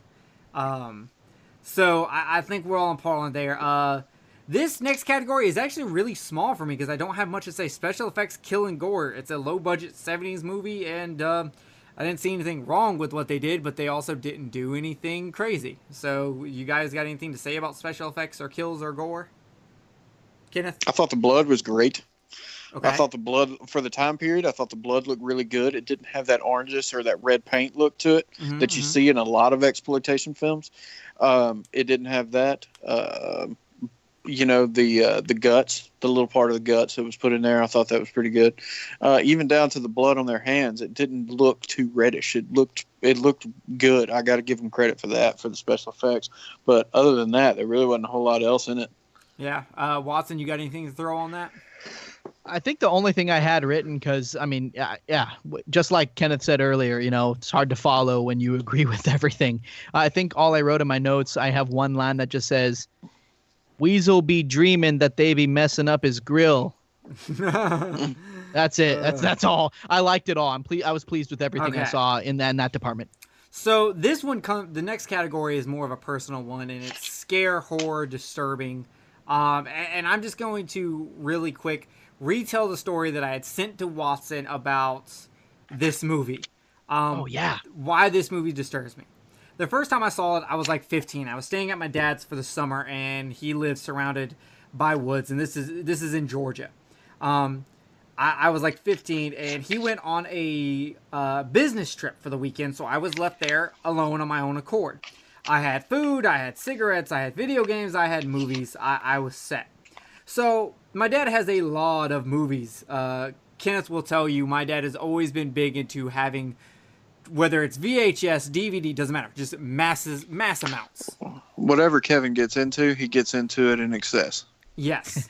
And so I'm looking through there and I see Last House on the Left DVD, and it's got Wes Craven's name, and I'm like, okay, well, I at least know that name. It's from the Nightmare series. Even though I'm not a big fan of the series, I'm going to give this a shot. So I decided, what the hell, let's do it. And I watched this the first night my dad is gone. And I watched it and became a paranoid wreck for the rest of the weekend, thinking of how realistic it was, how this could happen to me right now, and that no one would know for like 3 days if this happened to me. And it truly disturbed me and scared me, and I smoked way too many cigarettes that weekend. I would not. All the doors were locked. I wouldn't look out windows. I watched all comedies for the rest of the weekend, or played lighthearted games. I was fucking done. It just scared the shit out of me. That because of how realistic this is, that Act 2 is so realistic, it could happen. So that is my story on it. That's the story I wrote to Watson on one of his episodes, where he asked, has there ever been any movie that's actually truly scared you? And I believe that was in ties with your Exorcism of Emily Rose pick, right? Yeah, I did a little list of 3 films. Well, I asked everybody what film scared them most, even outside of childhood, even still might have an effect. And yeah, I listed 3. And yeah, and you responded about that. Yeah, it was fantastic. And I think that was the first time I had ever really talked to you. Yeah, and was that the first time we started really chatting it up? Because I read it on the show, and I knew who you were a little bit at that point. So yeah, we had small communication, but we had not personally talked to each other. It had just been running into each other from the groups, and it wasn't like any of the meme wars or anything yet. And now look at us. Yeah, now look at us. Okay, so gosh, I need you like air. With that being said, Watson, we're going to throw it over to you. What do you have for this? I mean, scares, horror, and disturbing. That's the category here, listeners. And I'm throwing my attention at that pretty decent jump scare when Phyllis is running through the woods, and it was Krug who comes out of nowhere, right? Yes, sir. Yeah. And if my TV had been up louder, I'm unfortunately something about with my adrenaline glands or whatever, my adrenal glands and the cortisol that I don't have in my system. I don't know. I don't respond well to jump scares, but my lady does. Her blonde ass can't handle jump scares. And so that was a good one. If it'd been up louder, she would have jumped out of the couch. That was neat. The horror is top notch. I mean, you got this average everyday family in the Collingwoods who are victimized by this other anti-family. I loved how you said that. They're sadistic criminals. It's a frightening thought, and they've raped and murdered your daughter, her friend, and now they're right here. And they've got to keep up the charade that they don't know what they really know about these people, at least for a while when they finally do find out. I love it. And once again, I mean, that's tension handled quite well. I wouldn't say I was outright disturbed by any of it, because I didn't see this at a young age. In fact, actually, what's kind of funny is when I first saw this movie, I got in trouble with one of my friends who was there. It was horrible. Because I didn't see this movie until I was 19 or 20, and I'm watching it with some people who aren't used to horror, and I found it disturbing then. I was 19, so this is a 5 years ago. And but anyway, my friend at the time who was probably saw herself as the leader of the group, even though we're at my apartment and chilling like that. She was this odd amalgamation of this sheltered, conservative, fundamentalist Christian girl, but she was also this bleeding heart, politically liberal feminist. And I mean, no disrespect to either camp here, the conservative Christians, liberal feminists, whatever, you're all great. But then when it came to my friend in particular, basically, if you take the most annoying parts of both in-groups and put them into one 20-year-old girl who just took her very first community college courses and now she thinks she knows everything about the world, that's what I had to deal with the first time I watched this film. And so, you'd think that I was the one who raped and killed those girls. It was not a good night. It really wasn't. But so, yeah, when it came to the horror, though, even just watching it back then with people who weren't as familiar with horror as even I was back then, and even me then, too, it was just damn. What a movie. So very effective. Yeah, it does work, because literally the wolves are at your door and you can still see the flesh of your family in their teeth. That right there is just disturbing in general. Kenneth, where are you at on this? I think the biggest thing that kind of punched me in the gut with this is the level of realism. Because this scenario could absolutely 100% happen. And especially for the time period. When this movie came out, we didn't have cell phones. We didn't have Amber Alerts. We didn't have none of that stuff. If you got abducted, that's it. You were relying on pure faith to try to save you. But otherwise, more than likely, that was it. You were gone, especially in a rural area like this. So the level of realism is what got me, and when I watch movies, the things that truly scare me are the ones that are scenarios that could absolutely happen. I watched this movie one time called Eden Lake, and that scenario could absolutely happen. It's this couple that goes on holiday for the weekend, and these kids that are at this lake that they're vacationing at start fucking with them, and it becomes this torturous, terrifying thing. And that it's completely plausible. And after I got done watching that, just like when I got done watching this, during the rolling credits, I'm just like staring off into space because my mind is going haywire with what could actually happen and comprehending these scenarios. And those are the things that really get to me. That's what to me made this movie disturbing. Well said. I agree there. All right. Best scene, worst scene, Kenneth. What you got? The best scene to me was, and I know you and I will agree, Jerry, and I'm pretty sure Watson will be right behind us, is the one where they're having right after they get done raping the girl. Yeah. And that scene, that to me, that was the best scene in the movie. And where they're being, the remorse that you can see, even if it is for a split second, is there. And then, like I described it, where they've all accepted their fate. That's kind of, that's the best scene. The worst scene to me, the one that pissed me off more than anything else, aside from the cops, is when the father is downstairs and he's trying to figure out what he's going to do. And he picks up the wrench and he picks up the fucking, the trash can lid like a shield. I hated that. Oh my God. You know what's so funny is in the commentary track I was listening to, they were making fun of that and actually said the exact same thing of he picked up the shield. What is he, a fucking knight? Yeah. That's hilarious. To me, that was, and because it was hilarious, that's the reason why I hated it. Because it's like you're fixing to go into this scene that's this collection of scenes that's supposed to be badass, where the parents are fighting back and they're getting their revenge and whatever. Yeah. And he's supposed to be so devastated because his daughter dies, but yet he's swinging this pipe wrench, and he's just like, no, that's not going to work, and he just kind of throws the shit down. It just didn't fit. Yeah. Y'all know my best scene. It's the grass scene, but I do want to give a shout out to when Junior kills himself. I've already explained all those. And the worst scene is the chicken scene.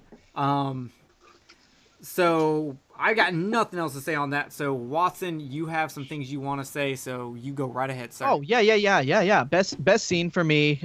Once again, we're all in agreement here. Immediately after Mary's rape, when Krug, Weasel, Sadie standing around picking the grass off of themselves, realizing that as evil as they are, they've crossed a line. The shots of their faces here, there's a disgust there. There's regret. The question of what did we just do?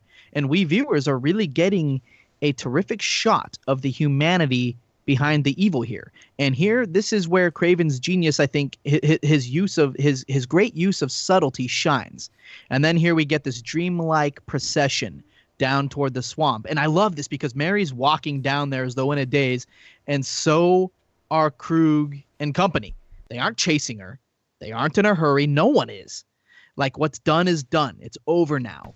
And then she gets in the water, perhaps as a symbol of, like you mentioned earlier, that I said I had in my notes, like as a symbol of like cleansing herself of her iniquity.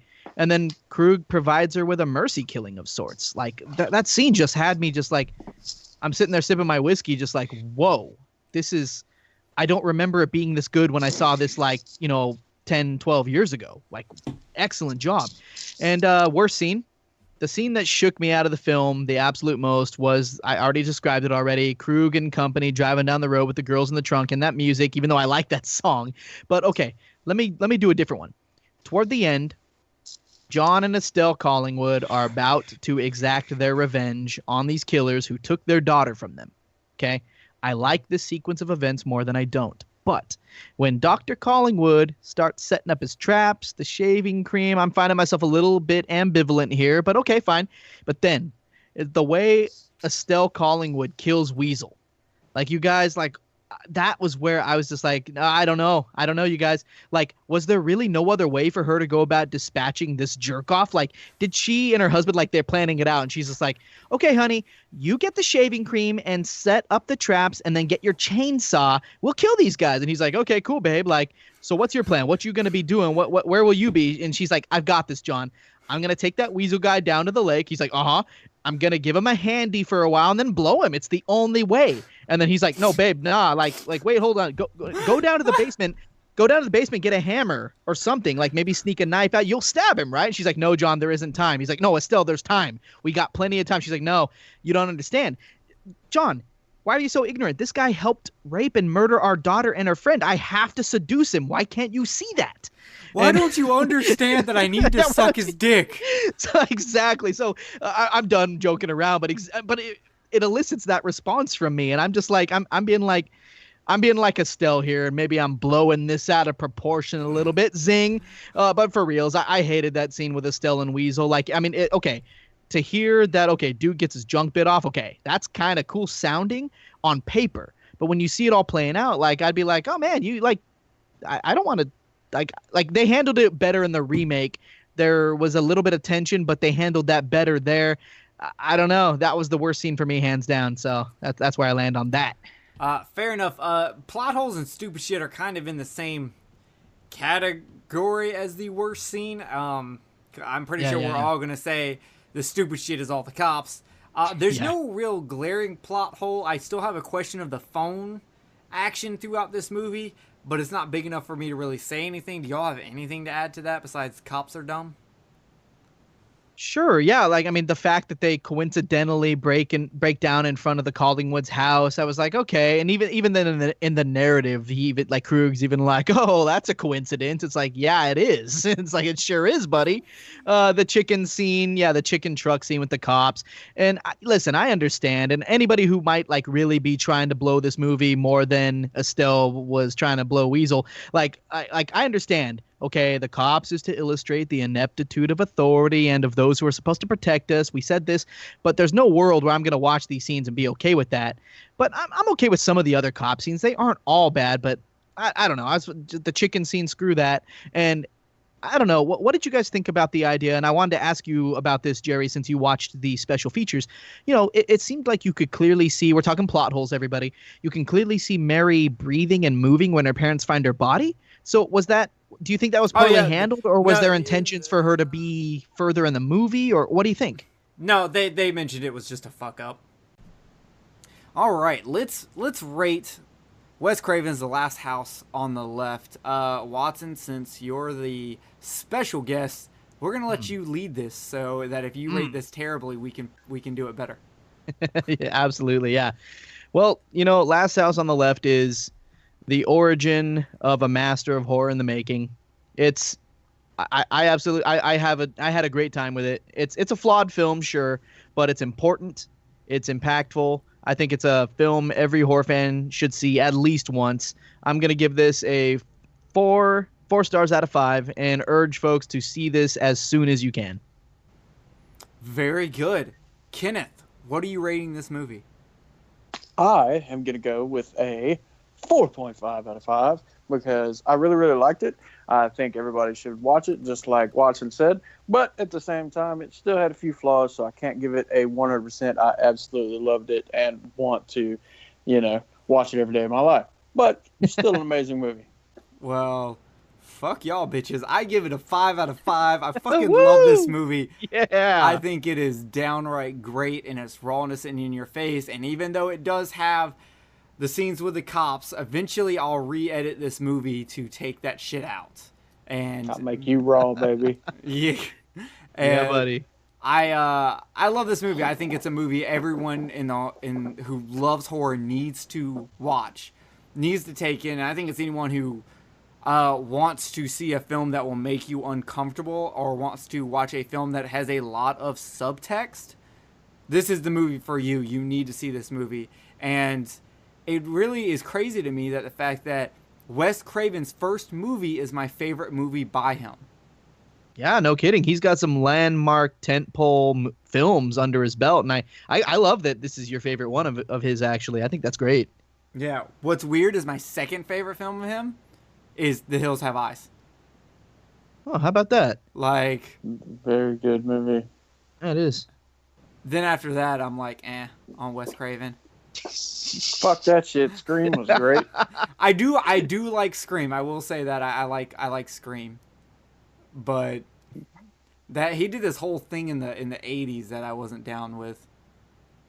Shocker was pretty good. I mean, it wasn't the greatest movie in the world, but it was entertaining. It's like the movie no one talks about. When you start talking about Wes Craven, no one brings up that movie. And normally, when you say Wes Craven, the first thing that comes to mind is Nightmare on Elm Street, but Which is such a shame. I love you, Jay. All right, guys. So we have ran through the movie. We've said what we needed to say. This is a much longer episode than normal. But I've got one thing for you. I'm going back to the past to kill the cast, and I'm busting it back out. We got a prequel versus sequel. Gentlemen, would you rather have a prequel of Krug and Krug committing more crimes like the triple homicide that's brought up, where Krug kills a priest and 2 nuns, and even maybe getting into like the child molestation of Weasel and the drug addicting of Junior? Or would you like to have a sequel where we actually get to go through the court case of the parents and the murders? So, Watson, since it's your first time here, we're gonna give it. Do you want a prequel of Krug and the murders, or do you want a sequel of what happens in the courtroom after all of this is over? I think since a prequel would be dealing with established characters that we've already met, we already know them a bit, and it'd be like kind of further expounding on who they are. The only, because I'm usually more interested in sequels, even though I'm kind of notorious for not being a sequel watcher, which is why I haven't gotten to your Psycho 3 show yet, because I haven't had time to watch the Psycho movies, but I will. And I know, and you know I'm gonna love it. You know how I roll. But like a sequel would be good to me if they set it up in this film, like, oh, there's some other people in their camp who are waiting for them somewhere else. If that one little fact were in this film, like, okay, we got to go meet up with the other homies who are just as bad as we are, and then there's a sequel where we got the court case and we have these other characters who are like, okay, Krug and company never got here, but guess what? We're worse than they are, and we're gonna get you. That's where I'd be interested in a sequel, but from what you've presented me with, I'm going with prequel. All right. Kenneth, where are you at, prequel or sequel? it's very difficult for me to choose because this movie is pretty good standalone. I think that if we went with a sequel and it had to deal with the court case against the parents, I think it wouldn't be nothing but a whole bunch of flashbacks to the beginning, of the first one. That's all it would be, especially if you watch them back to back. Now, if they somehow or another did it like a standalone movie instead of a sequel, it might be better. But the unfortunate thing with movies that have to deal with court cases is if you're dealing with a movie that is surrounding on a court case, that movie in itself needs to be a standalone because there's really no substance to it if there's another movie of the actions that are taking place for the court. So I guess I would have to go with a prequel just for that fact. Because I think a sequel movie where it had nothing to do with the court case against the parents would kind of suck. Fair enough. I actually was going for the sequel of the court case because I thought it'd be interesting to not only see the court case as it unfolds, but see how this has affected their lives, how they have to deal with this in this small town, and how they have to now deal with the mourning of their child by putting everything on blast in the public eye, because this would be a crime of the century, and news coverage and handling all that stress while being part of dealing with everything would just be really interesting, and it would make a really good drama. But y'all do bring up a good point that it would be hard to do a court case where you didn't have so many flashbacks. But I think if they focused more on the court case is the main thing, but there's a lot of just how they have to live their lives now and how they're dealing with what people are saying and writing about them in general would be really, really interesting. So I'm going sequel. Yeah, but like I said before, I mean, even in that, I mean, you really got to, I mean, it's two different styles of movie.